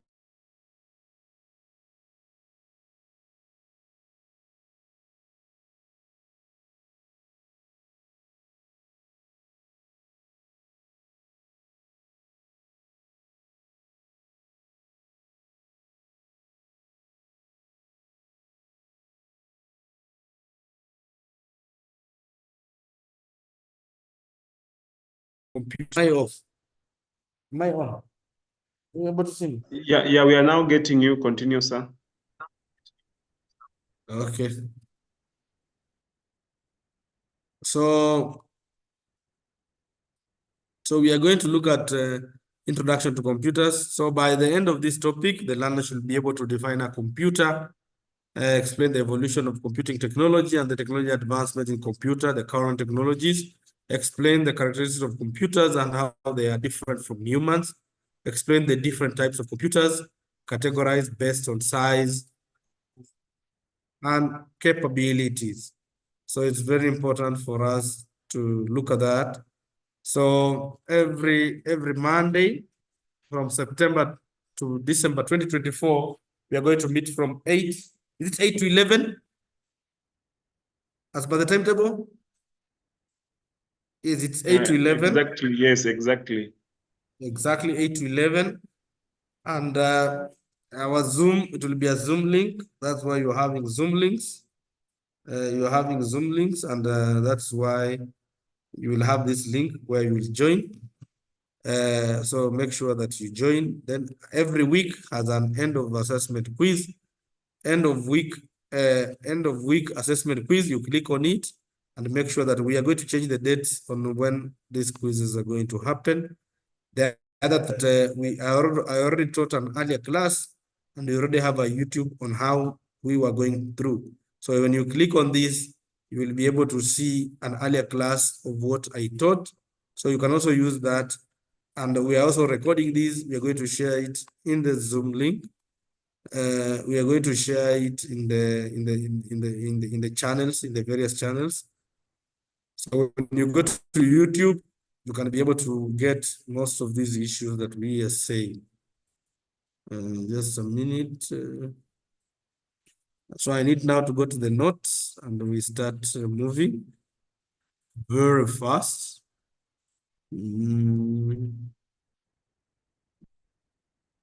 So we are now doing introduction to computers. I think it's loading. Just a minute.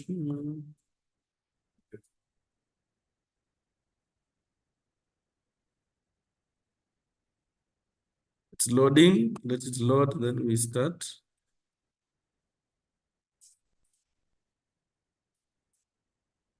Just a minute, then we move.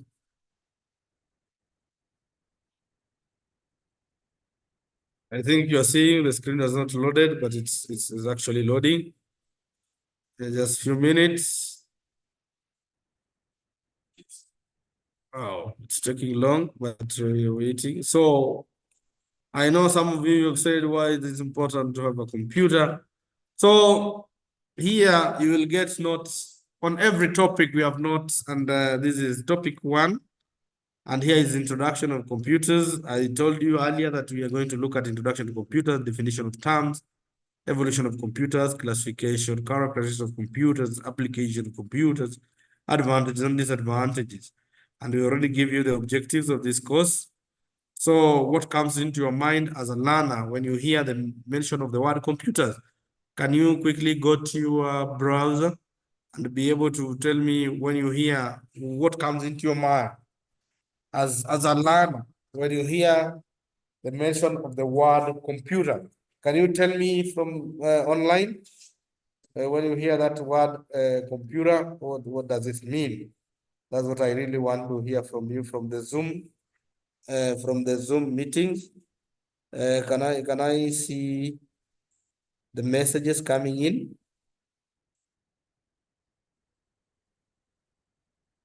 The messages coming in. I want to see the messages coming in. What is a computer? In your own words, an electronic device that receives data and stores them.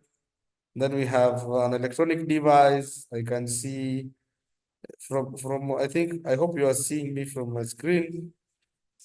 We have an electronic device. I can see receives data and processes. I can see computer is an electronic device that stores data. Good. I can see an electronic device accepts data. So kindly tell me from your chat. And I hope you're seeing. Mark, are you able to see my screen? Yes, we are on The activity charts are one. coming in. Are you able to Yes, see? yes. You can also able to very fast see how fast you're able to respond to these issues. So I can see like Maxwell Opio, mwingine amesema it's a phone, mwingine amesema an electronic device that receives data and information, that's Shalin Chanjalale. I can see S-Bone, an electronic device that takes in data, processed, stores information, and able to output information. An electronic device that stores data for future reference.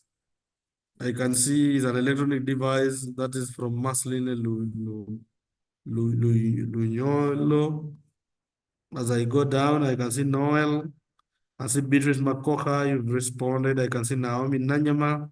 I can see Lalo Boaz is an electronic device that is capable of receiving data, process data, and give information. And then Joy Anindo, it is an electronic device that processes raw data to a meaningful output. I can see Joel Gome is an electronic device capable of receiving data and perform a sequence of operations to produce an output known as information. Then we have Gideon Kibet.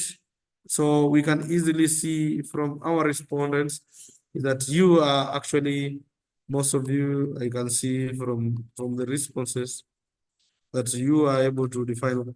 Like I can see Jail Orare, this is the last one you can see on the screen. Computer is an electronic device that processes data according to a set of instructions called a program.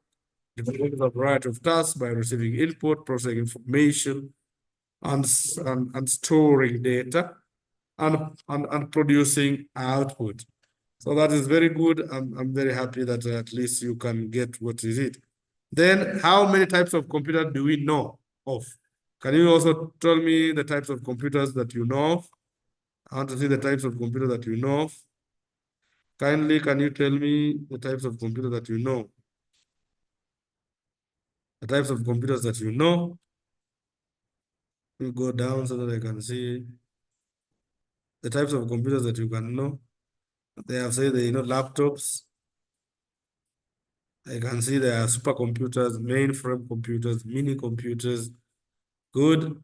I think you are now having a clue. Just continue, keep typing.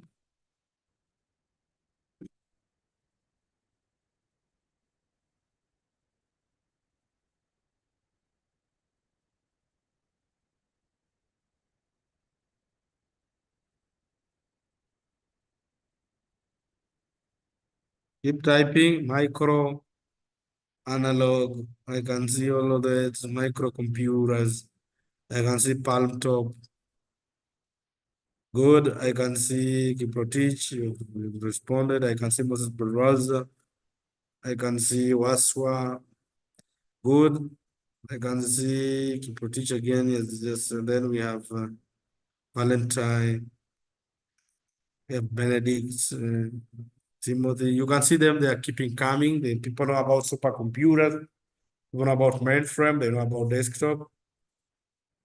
I see some also saying laptops. I can see microcomputers.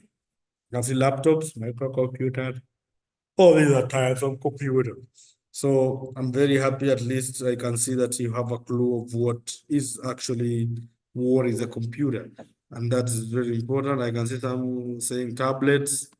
Yeah, those are types of computers, and it's very important. We some the servers. Yeah, just give them coming the large computers, the desktops. You have mini computers, microcomputers. We have the phones. We have now calculator. Calculator, is it a computer? An electronic device, but is it a computer? Then there's the smartwatch. Yeah, that's something very important. Mini computer. I can see hybrid computer. I can see notebooks. I can see analog computer, digital computers. I can see netbooks. I can see wearable computer, wearable computer, embedded, cell phone, smartphones. You can say cell phone, smartphone is okay. Analog, good. I think we are now on the same page. We're reading from the same page. That's very important. So we move very fast. So everywhere you go, today you will realize that human beings are employing the use of machines in their daily lives to an extent that today someone can wash, cook, do research, and entertain using machines.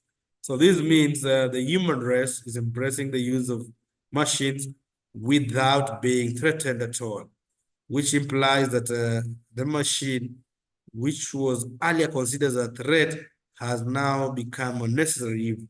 So the machine that is closely replacing the human is called a computer. In the next section, we will define what a computer is so as to bring out its understanding and why we need it. So what is a computer? A computer is defined as an electronic device, so it must be electronic. Something that receives data, so that a computer is an electronic device that receives data, stores data, processes it, and produces information with a high degree of accuracy, speed, and a set of instructions. So that's what we define a computer. So you can read more and get what that definition means. But what I'm saying that a computer performs 3 operations in a sequence.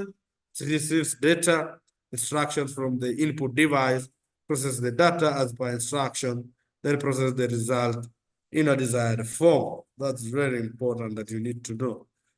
Then we have very important definition about what is data. Data is a collection of raw facts, figures, symbols. Data can be defined as a representation of facts, concepts, or instructions in a formalized manner, which should be suitable for communication, interpretation, or processing by human or electronic. So data is represented with the help of characters such as letters, digits, and special characters. So when you talk about information, information is processed data, and it's very important to know that for the decision to be meaningful, the processed data must qualify the following characteristics. Timely, information must be available when required. There must be accuracy, there must be completeness, and there must be a program, set of instructions that enable the computer to perform a given task. So it's very important. Then we have something called data processing. Is the restructuring or reordering of data by people or machines to increase their usefulness, add value for the particular purpose. Since data processing is a process, it's nice to understand what the process entails. Therefore, data processing consists of basic input, processing, output, and storing. So there are 4 steps that constitute the data processing cycle as follows. So we have the input. In the input step, in this step, the input data are prepared in some convenient form for processing. So the form will depend on the processing machine. For example, when electronic computers are used, the input data will be recorded on any one of several types of input media, such as magnetic tapes, magnetic disks, magnetic tapes, and so on. Then processing, in this step, the input data are changed to produce data in a more useful form. For example, paychecks may be calculated from the time cards, or a summary of sales for the months may be calculated from the sales orders. Here, the results of the processing, that's now the input, the output. Here, the results of the processing, the results of the preceding processing steps are collected. The particular form of output data depends on the use of data. For example, output data may be paychecks for the employees. And then we have storage. In this step, the output is preserved for future reference and could be retrieved for the same. So evolution of computers. Computers have evolved over time. And before Christ, we had what we call the abacus. That is, you can see abacus in the abacus in 500 BC. That's before Christ. Abacus is one of the earliest known computational devices. and can be traced in the ancient Babylonia. Although abacus is over 2,000 years, it remains useful because in certain business and elementary business schools where students are learning arithmetic, the abacus is the most ancient calculating device known. It has endured over time and is still in use in some countries. So abacus consists of a wooden frame, rods, and beads. Each rod represents a place value, ones, tens, hundreds, and so on. So each bead represents a number using 1 or 5 and can be moved along the rods.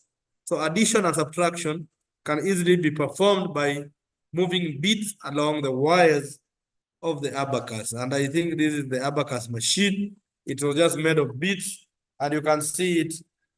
It was made of beads, and you can see it there. And you can be able, it was just hundreds, and it depends on that. Then in 1642, we had what we call the mechanical calculator. It's nice to note that each time technology becomes obsolete, there is an advancement. So from the abacus improvement was discovered the mechanical calculator. So that was in 1642 by the Frenchman Blaise Pascal, invented a mechanical device that functioned as an adding machine. So it was able to add. So a mechanical calculator or a calculating machine was a mechanical device used to perform automatically the basic operation of arithmetic. So most mechanical calculators were comparable in size to small desktop computers and have been rendered obsolete by the advent of the electronic calculator. So you can see this was the mechanical calculator. Then we have the Jacquard's automated loom in 1801. There's a Joseph Maria Jacquard who perfected the automated loom. The loom was controlled by a chain of cards, a number of punch cards laced together into a continuous sequence. Multiple rows of holes were punched on each card, with one complete card corresponding to one row of the design. So using holes punched into the series of connected cards, he was able to control the weaving of fabrics. So the loom used in the process sensed the pattern coded in the cards and wove the fabric accordingly. So it was loom because it was able to help actually in the tailoring industry. Very important. So that's on 1801. Then in 1800, we have the differentiated engine. So Boutit will shock you to discover the English inventor Charles Babbage, the Louisiana professor of mathematics at Cambridge University in England, proposed a machine which was later named the analytical engine.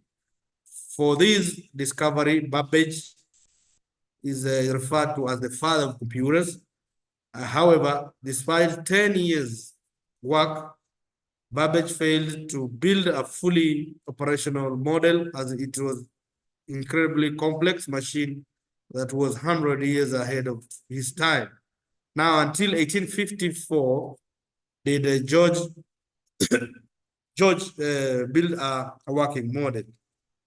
You can see the model is there, analytical. Then we had in again 1880, sometime after the above discovery, the U.S. Census Bureau asked Herman Hollerith to find a way to speed up the processing of census data. So Hollerith created punch cards that resemble today's computer cards, their codes and tabulating equipment. So the 1890 census was completed in approximately 3 years rather than 11 years the Census Bureau had originally estimated. So a punch card and the Hollerith card is a piece of stiff paper that contains each command for controlling automated machinery or data for data processing application. So both commands and data were represented by the presence or absence of holes in predefined positions. And you can see that is there. That's what we call a pancake. So now after we finish this section, try and think of the local ways you use in your school for computation and list them below. So how did you actually, when you were at school, can you just think of it and mention in the message box? Then have there been any improvement through innovation? What you are using for computation today? Now, can you talk about these things? Can you answer them on the inbox? These two questions, activity, very fast, everybody. Let's keep them coming. I want to see the answers. The activity, that's activity 2. Activity 2, can you kindly keep the answers coming? So can you local ways in how you are doing computation? And are there been any improvements in today's world, especially in computation? I think let me go to the message box so that we can see what you are typing. Good. Keep the answers coming. We are now moving from the definitions.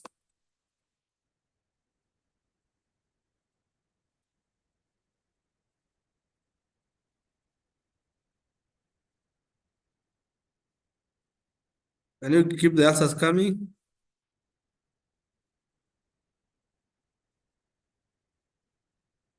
Using counting sticks, use of Casio, graphing, use of emails, use of clay tablets, use sticks for counting, using ChatGPT and Google. So the current you're using ChatGPT. Yeah, keep the answers coming. I want to get your mind, jog your mind around, use AI, graphing, use fingers, use vacuum tubes. Really? Use Gemini. I can see ChatGPT. You can see they keep carrying. Used fingers. Those days. Now, what are you using right now? Counting sticks, counting fingers, sticks, drawing, calculator. You can see using sticks, tallying, counting, Copilot, using GPT. You can see small stones. I can see ATMs. I can see tabulations. Bottle tops. I also remember that people count also through using bottle tops.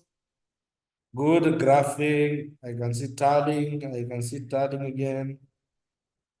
I can see graphing. Using marbles. Tallying. Using calculators. Using figures. Yeah. So we can move ahead so that at least you're trying to give us what you think. That's good. So the next thing you are going to do is, so by now you should discover that there are various gadgets that are being used as computers that do not compare with the earlier days. So due to the improvement, we now classify machine. So I know people have talked of different types of computers. They were talking about, so we go to what we call computer generations. Now we want to look at the generations of computers. So having seen the earlier innovations of computers, it is good to explore the computer generations. So the computer generations refer to electronic era duration, where computers started using electronic devices. So the first generation computers came into play in 1946 to 1956. So it's very important as you discuss the generation to know when it evolved. It's between 1946 and 1956. That's a 10-year period. And we can say that we had what we call the UNIVAC. That is in the 1950s. In 51, the UNIVAC, that's the Universal Automatic Computer, was introduced. So this computer was constructed of vacuum tubes, were big and bulky, and generated a lot of heat. So the major characteristics that they used vacuum tubes, that's the technology that was used. They were big and bulky, and they generated a lot of heat. Then their storage devices, the magnetic drums, were used for internal storage. Memory was limited to as little as 2 kilobytes. System 2K, that's 2 kilobytes. At times unreliable because of the problem created by heat. and there were many maintenance problems. Then the other thing you can see that punch cards were used to input information. So punch cards were the input devices. The operating system had very little capabilities. Machine learning language and low-level assemblers were used in programming this computer. So this one just used what we call machine. The machine language is what we call zeros and ones. When we talk about machine language, it's just about zeros and ones. Machine language is in terms of zeros and ones, nothing else. That's what we call the machine language. But they're also able to use what we call the low-level languages while using programming these computers. The major users were government, universities, and major corporations for financial and statistical program run in batch processing. So the main features of first generation are vacuum tubes, technology operating systems were very slow, unreliable, supported machine language only, very costly, generated a lot of heat, slow input and output device, huge size, needed air conditioning. They were not portable, cannot remove from one machine to another, and consumed a lot of heat. And the examples of these computers are ENIAC, EDIVAC, UNIVAC, IBM 701, and IBM 650. So these are the first generation computers. So the first generation had their own disadvantages, and this led to the advancement in the second generation. So now from the vacuum tubes, we were able now to move from the vacuum tubes to another generation of computers. We remember that here we use vacuum tubes. Now we are moving. Here we use vacuum tubes, but now in the second generation computers, here we use now transistors instead of vacuum tubes.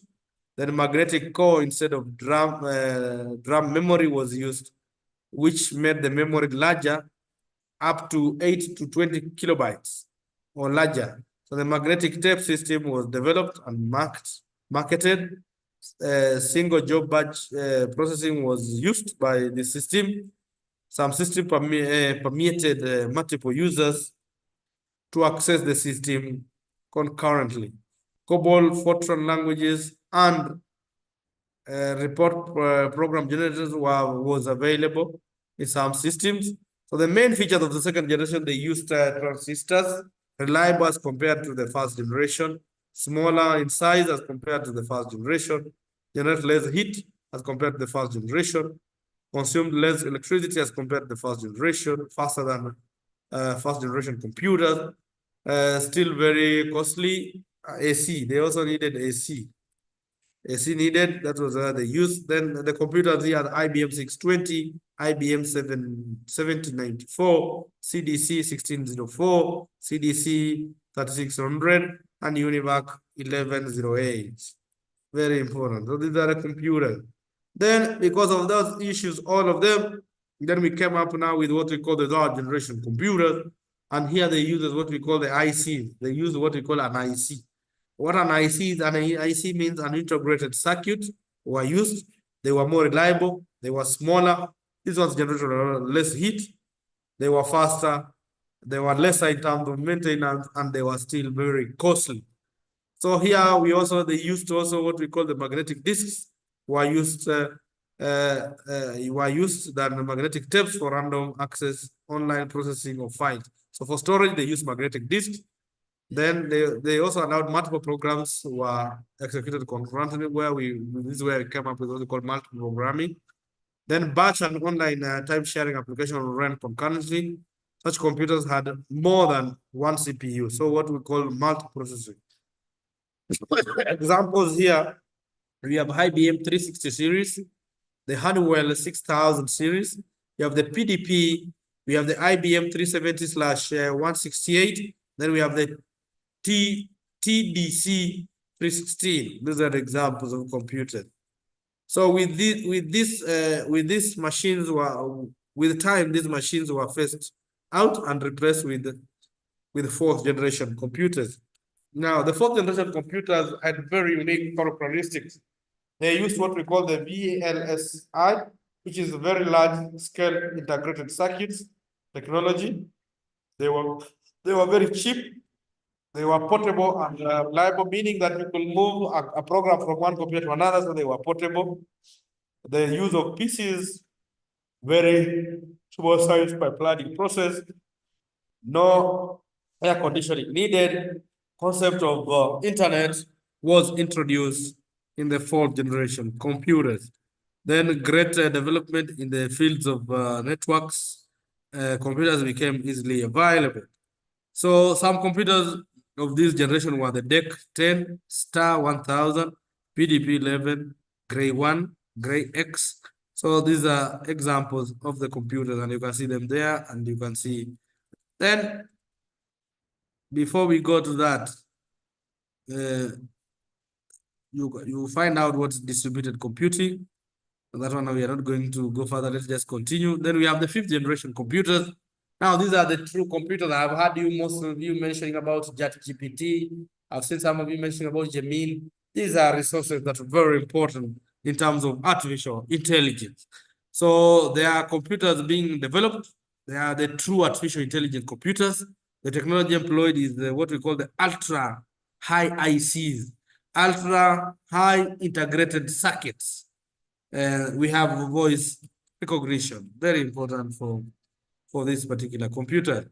The issues to do with robotics, neural networks, machines that reason like human beings. Now neural networks comes in, and this is a very good researchable area in terms of artificial intelligence. And this is the next frontier in terms of machine computing. Very important. Then we have gaming, development of expert systems, to make decisions in real situations, natural language understanding, and generation. So you can see in a nutshell, the features are very ultra large-scale integrated circuits, that is the technology, development of true artificial intelligence, development of natural language processing, advancement in parallel processing, advancement in superconductor technology, more user-friendly interfaces with multimedia features, availability of very powerful and compact computers at cheaper rates. We have desktop, laptop, notebook, ultrabook, and the Chromebook. We have so many now, the computers. So research shows that the trend in computer technology revolution is that there is continual decrease in computer size. As you have noted right now, the smaller the phone, the more powerful the phone is. You can see, yeah, as the computer decrease, now the computer now actually come to the smartphone. And actually a smartphone is a computer. So improved speed and power processing, those are the things you need to observe. That even you have a smaller laptop, you have a smaller phone, but it's more powerful than even a normal desktop computer. So the decrease in computers and the related facility costs. So that's very important. Now, very fast, can you give me answers for these in your so the second generation computers used what? What did they use? Did they use vacuum tubes, transistors, capacitors, or integrated circuits? Tell me the second generation what they used. Then the third generation computer used what? What did they use? Did they use vacuum tubes, capacitors, transistors, or integrated circuits? Then the analytical engine was the verse for the modern computer.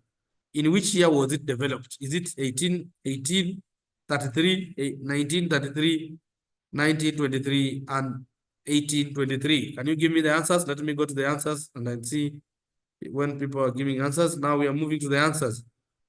Kindly give your answers for each question.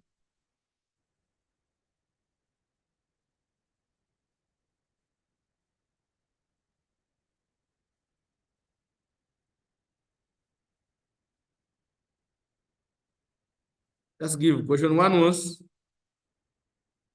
let me see question one.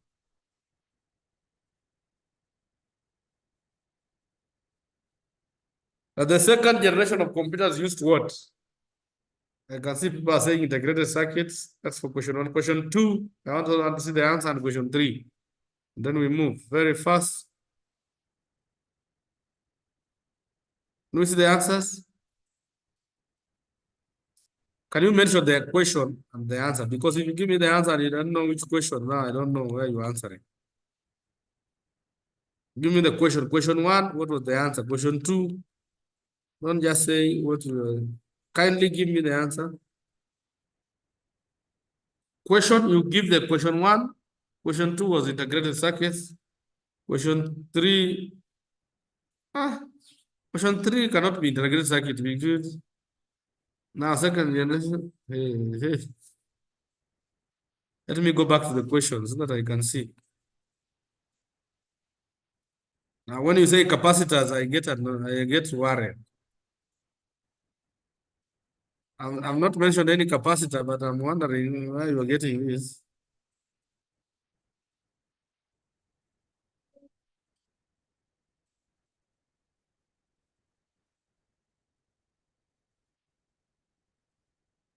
So question 1 was the second generation. So here, the second generation of computers used, the second generation of computers, the first generation used vacuum tubes. So the second generation used transistors. So the answer is transistors. On that, then the third generation of computers used what? What did they use? Third generation used ICs. I don't know why you're getting these capacitors. I'm just worried when you're getting all these capacitors. So kindly get your answer. The rest. So let's go to the next. There are other types of computers. So computers can also be classified according to the functionality. So we have the analog and digital computers and hybrid computers. So we have 3: analog, digital, and hybrid computers. So analog computers is a computer in which numbers and values are represented by physical measurable quantities such as voltages. They perform arithmetic and analogical operations by measuring physical changes, temperature, or pressure. It measures the values of continuous variable quantities. It is common in scientific. If you go to any dashboard, you will get something there. Any dashboard of a car, we have what we call a speedometer. Those are actually analog devices that are normally used. Then we have computers. These are computers in which data is represented in digits or number form. Here, the computers operate on digital data by performing arithmetic and logical operations on data.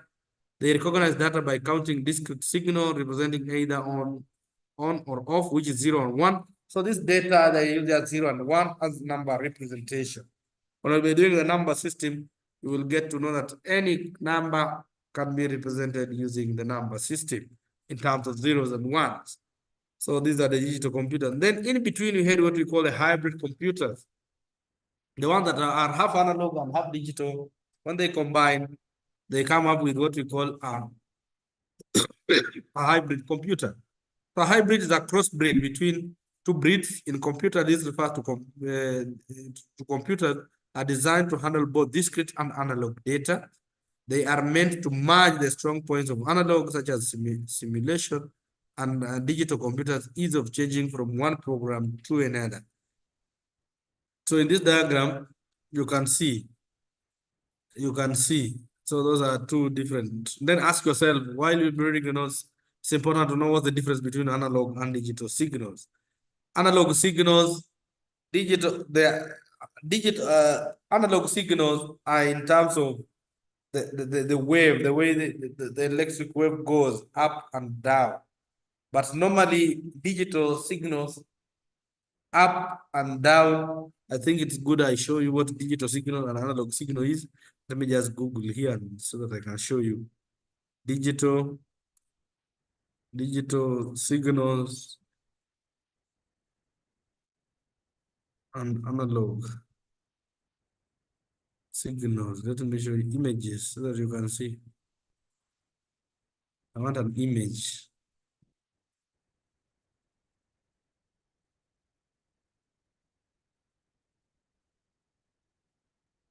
Are you able to see on my screen? Here, you can see analog signals. They are going like electric from what you can see from my Google here, analog. But digital, you can see they are up and down, up and down, up and down, up and down, up and down, up and down, up and down. So that's what we call analog and digital signals. Very important for you to know. Then you can also classify computers according to size. Computers can be classified according to size, and we have different types of sizes. So computers can also be classified according to size. So here we are going to classify computers according to size. So we started from generations. We have classified them according to the functionality. Now we can classify them according to size. And here we are classifying them according to their supercomputers made from computers, mini computers, microcomputers, and the portable computers, including your smartphone, what we call the current computers. So supercomputers were very large, very big. They could occupy a whole room. They were used for science. They were the best those days. They are known for von Neumann designs, so multiple processor systems with parallel processing. In such a system, a task is broken down and shared among processors for faster execution. So the supercomputers were very big, high speed, large storage, really used. They were supercomputers. They were big inside. So this computer is not used as a personal computer in the home, neither by a student or in college. So governments especially use this type of computers for different calculations and heavy jobs. So that's what we call that. Then we have the mainframe. It's another giant computer after the supercomputer and can also process millions of instructions per second and capable of accessing billions of data. They are physically very large size, large in size, with very high capacity of mainframe, main memory, not mainframe, main memory. They really have that they have that. Then the other thing that they can be linked. They can be linked to smaller computers and handle hundreds of users. They are also used in space exploration. The term mainframe was mainly used for earliest computers as they were big in size, though today the term is used to refer to large computers. So that's very important. You can see that. Then we have the mini frame. This one is a medium size computer with a moderate cost and used for large volume application. It can serve multiple users simultaneously. They are smaller than the mainframe, but bigger than the mini computers. They support concurrent users. They can be used as servers in companies. They are slower and less costly compared to the mainframe computers, but more powerful and reliable. Then we have the microcomputers. The microcomputers here, where we have a microcomputer is the smallest general purpose general purpose processing system. So microcomputers are also referred to as the personal computers. They are of advanced technology, i.e. the micro era, based on large-scale integration that confines several physical components per element thumb size. IC, that is very important. They use what we call the ICs, that's the integrated circuit. So the size was really reduced.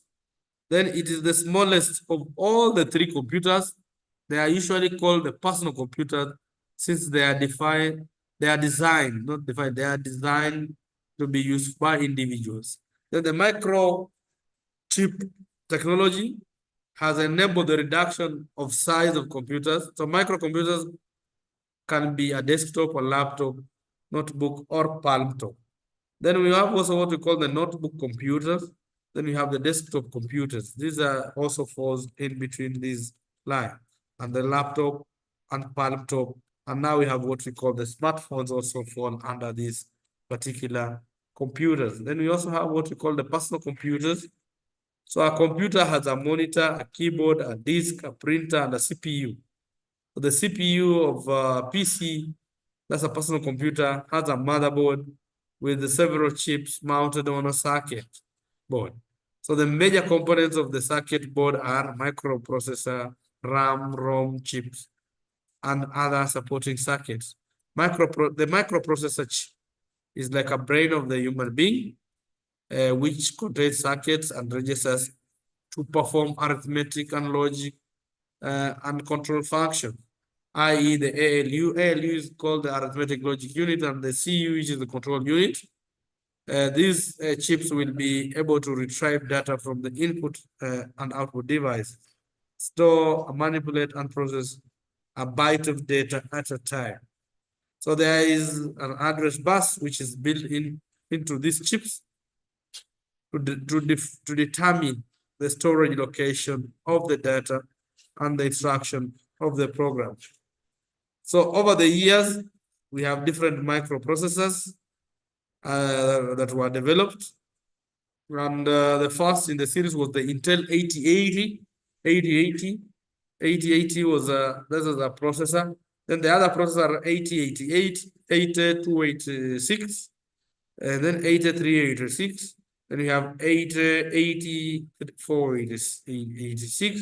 Then we have Pentium 1, Pentium 2, and Pentium 3. Right now we have also what we call the core eyes are also here. These are just different types of computers, and very important that you know that the speeds have really changed, and we have had an improvement each year. So the microprocessors have been improving all the years from 2 megahertz.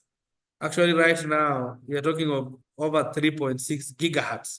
Your phones are also, when you're buying a phone, it depends with which processor speed. If your processor speed is low, you will get its cheaper phone. An expensive phone with 8 GB gigahertz is more expensive. So these are very important things that are happening. So in the processing world, we have actually moved, and right now we are doing very well. Looking at the Android phones now, their speeds depend on how much money you have in the pocket. But if you have less money, you get a smaller phone, which is with less speed. So in terms of when you're buying a phone, you look in terms of the storage, you look in terms of the RAM, and you look in terms of the speed. So it's very important for you to check those. Then we can also classify computers based on purpose. So we have two types of computers here and based on purpose. We can classify them according to purpose. We have the general purpose computers and the special purpose computers. General purpose computers, these are computers that can do both scientific issues and industrial applications. They can do anything. They can just be used for all. They can be used for most of the work. They can do payroll, they can do mathematical equations, they can do simulations, they can do payroll. That's what we call general purpose. But we also have what we call the special purpose computers, just meant for, like those are just meant for weather forecasting.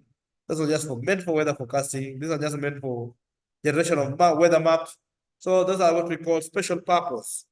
Then we have what we call dedicated. These are computers, even though they can perform various tasks, they are dedicated to specific application like word processing. Yeah, you can have several computers, but now this was just dedicated. So you call it a dedicated. So let me jog your memory with this quiz below. So which one of the following types of computers is commonly used in offices? Can you give me the answer? Is it a supercomputer, mainframe, miniframe, or microcomputer? Let's choose ABC. Then question number 2. Computers have continued to decrease in size, but the processing power has increased. Is it true or false? So question 2. So can you give me an answer? Just say A, the answer. Which one of the following types of computers is commonly used in offices? Which one is commonly used in offices?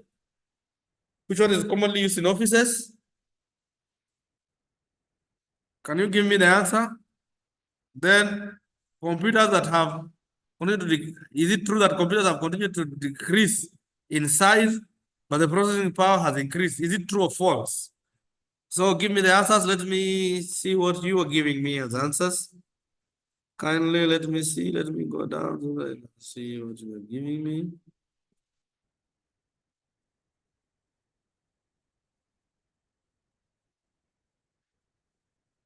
Good. I can see you're giving me answers. Now, when you say A, microcomputers, oh, that was A. For question A, it's microcomputers. Then it's true. Yeah, it's true that computers have actually decreased in size, but have improved in processing power. Supercomputers actually is out of there. That's not right. Kindly check your notes. Microcomputers are commonly used. Supercomputers are big, so they cannot be used in offices. So you can get, yeah, so the answer is very clear. I can see you have a clue. Those who have been following very clearly these notes, I can see you are on the right track. I can see you on the right track. So characteristics of computers. What are the characteristics of computers? I want to look at the characteristics of computers. The characteristics of computers is that they have speed. A computer is very fast machine. It can perform very few in very few seconds the amount of work that a human being can do in a year if he or she works day and night and doing nothing else. Accuracy, the computer accuracy is consistently high. Diligence, computers are free from monotony, tiredness, or lack of concentration. They don't get tired. Versatility, computers are versatile. A computer performs various tasks with ease. It can search for a letter, the next moment prepare an electricity bill, and write a report, next, then do an arithmetic calculation, all with ease. So they are versatile. They can do different jobs. Then power of memory, Power of remembering is very important, that a computer can store and recall any information due to its storage, its secondary storage capability. Then no intelligence quotient. So a computer cannot make its own decision and has to be instructed on what to do. It has no feelings. Computers are devoid of emotions. Ukikuwa na mood swing, them they don't have mood swings. So they have no feelings or instincts and non-processing. Then application of computer in areas of computer application, they can be applied in business, issues to do the payroll calculation, budgeting, finance, managing employee database. They can also be used in banking sector, insurance. They can also be used there, education. They can also be used marketing. They can also be used in marketing, advertising, shopping, healthcare, diagnosis system. Very important. Engineering, they can be used for structural engineering, industrial engineering, architectural engineering. They can also be applied in military, missile control. These days, you just see that IDF, the Israel Defense Forces, can easily bomb anywhere based on missile control. And they're very used. They are also used in military communication, military operation planning, smart women communicate, smart weapon communication. Very important for them. Chatting also in the communication is very important. The web conferencing, like what we are doing right now. We are doing communication through web conferencing using this e-learning. Then it can also be used in budgets. What are the advantages of computers? It's very important also to know what the advantages of computers are. Computers process tasks at a high speed, therefore quick response stores a lot of information, yet can be very fast. They work for long periods of time without getting tired, hence same level of efficiency in performing tasks. Some activities can be automated, hence leaving personnel to attend to critical matters. They are highly accurate in their working, hence precise reports. They can be used to perform a variety of they can be used to perform a variety of tasks, thus reducing the expense of purchasing a machine for each and every task. The advantages of computerization in an organization: handling errors, easy storage, retrieval information, increased efficiency, higher quality work, reducing costs, then fast processing of information, sharing information, increased accuracy, improved morale of workers and reliability, then quick access and retrieval of data. The disadvantages: they have no intelligence quotient, they don't reason. Dependency, they depend on the human being. The environment, the operating environment of computer should be dust-free and suitable to it. Then they have no feelings. They don't feel you. But if you have your mood swings, they can't feel you. So reasons why people may resist the introduction of computers at their workplace are, there are reasons why people also resist. Computers may lead to lack of jobs, because if computers, where we have robots, human beings cannot work. So people also fear them because of lack of jobs. Computer requires skilled manpower. Then computers have adverse effects on health, especially the eyes. Issues to do with the eyes, you become quite a shida macho. It's because of actually computers. backaches because you sit long hours on computers. Sometimes also can be. Then fear of change, people also fear because computers can bring change. So people really fear of failure, also fear that they can fail. That's why they don't like computers. A lack of understanding, loss of control, then loss of control, fear. That's all. So we can say that in this topic, you have learned that a computer is an electronic universe that converts data into information. In defining the computer, we related it to data, information, and program. We went further and looked at the evolution of computers. We were able to classify the computer before exploring the characteristics of a computer as well as the application in daily lives. So in topic 2 next week, we will discuss the basic computer hardware. That is the physical, tangible parts of the computer. We'll also look at each group of computer hardware available. For example, the input devices, output devices, processing devices, and storage devices. So, but before you go to topic 2, let us see how you will have to understand topic 2. So next topic 2, if you have understood topic 1, let us see how you have understood topic 1. So at the end of this topic, just do a self-check. Can you define what a computer is? Briefly explain the characteristics of a computer. Can you explain the various major advances in computing technology from 1946 to the present? Then using size as a characteristic, explain the various characteristics of machines under this classification. So once you are able to do a self-check and be able to answer these questions, then you can rate yourself and we can actually move to topic 2, which is very important. So a self-check now at the end, you can also check. I can now explain what a computer is. If you can explain, then you are okay. I can discuss the history of computers. History of computers from first generation to fifth generation. Can you explain? I cannot now classify computers according to the non-classification, according to size, according to the type of the purpose, according to functionality, according to generations. Can you classify them according to that? Very important. So you ask yourself, if you're not sure, you read back, go back to the notes. Then I can discuss the application of computers in our daily life. So if you can discuss the application of computers in your daily life, where are they applied? In schools. Right now, you're making payments in banks. You are now learning online because of computers. In education, where can it be applied? So those are the issues that we are here.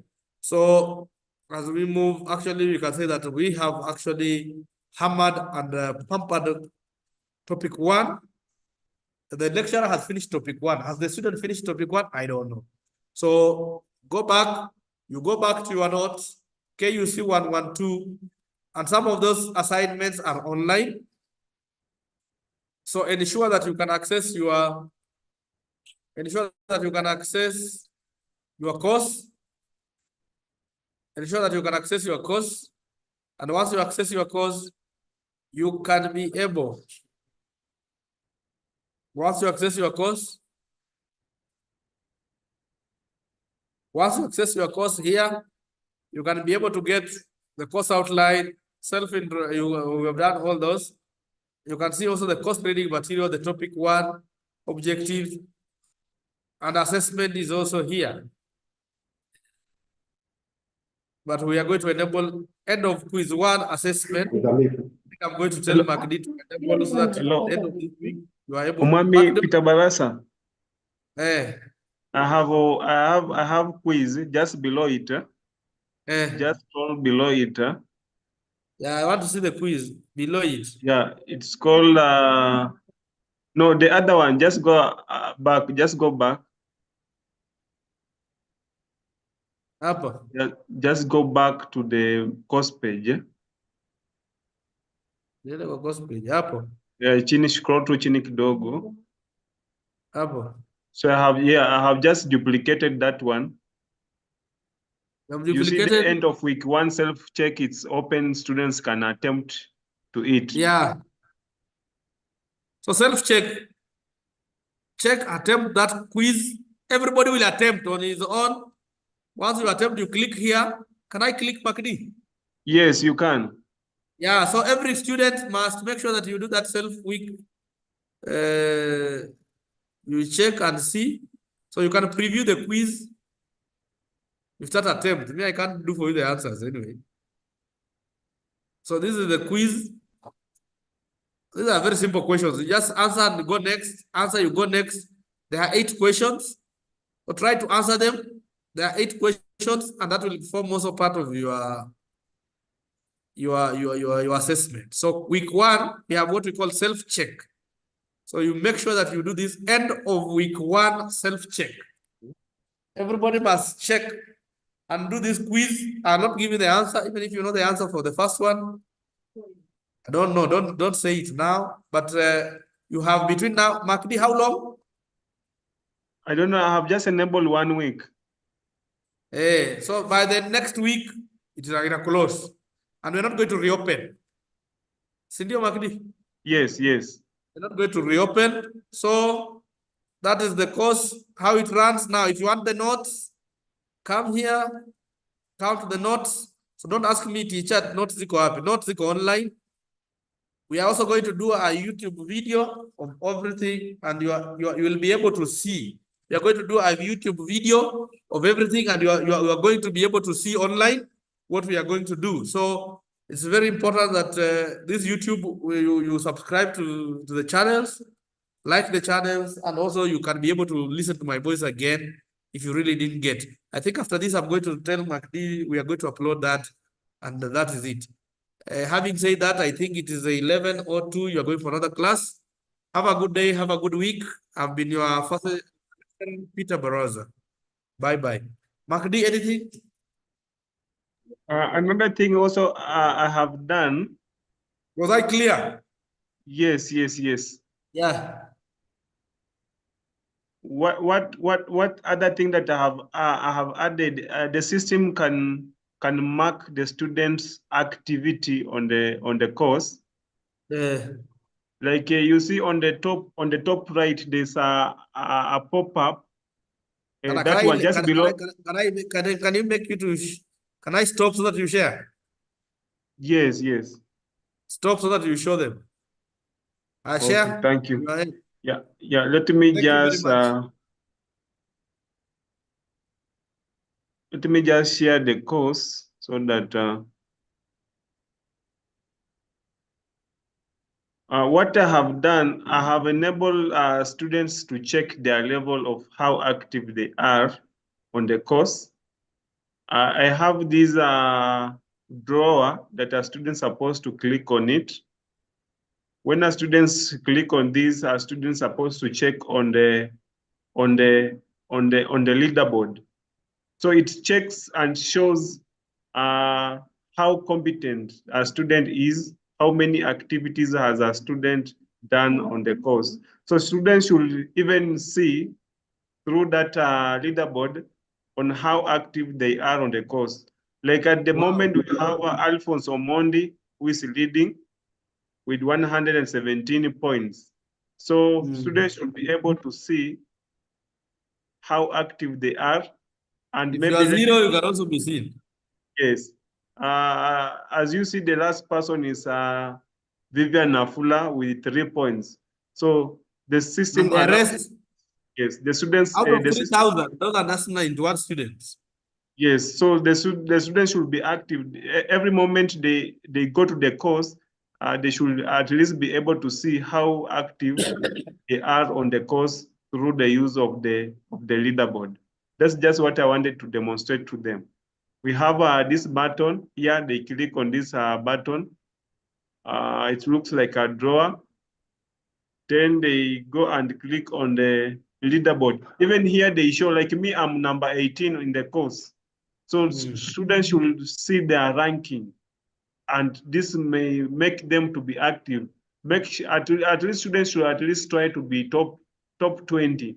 So if you become very active on the course, go and check on your ranking. The system automatically ranks you depending on how active they are. You can go to the leaderboard and you can see which student is leading with how many points. That's the best way they can monitor their progress on the e-learning. Thank you. Thank you very much. So have a good day. As your lecturer, Peter Baraza, I think I wish you a good week. Next week, Monday, either you can have a pre-recorded class or we can have a live class. So it will depend. Maybe I'll work out with Mark D. We record a class. Then you can share through YouTube and you can also listen to that. Having said that, we can organize or I will have an online class. So at that time, still we'll still send the links. So either we meet online or I'll have a recorded class which we'll share. Thank you very much. Have a good day. Have a good week. Welcome to Kibabi University, the University of Choice. Knowledge for development. Thank you. Bye. Makdi, good work. Bravo. Okay, thank you.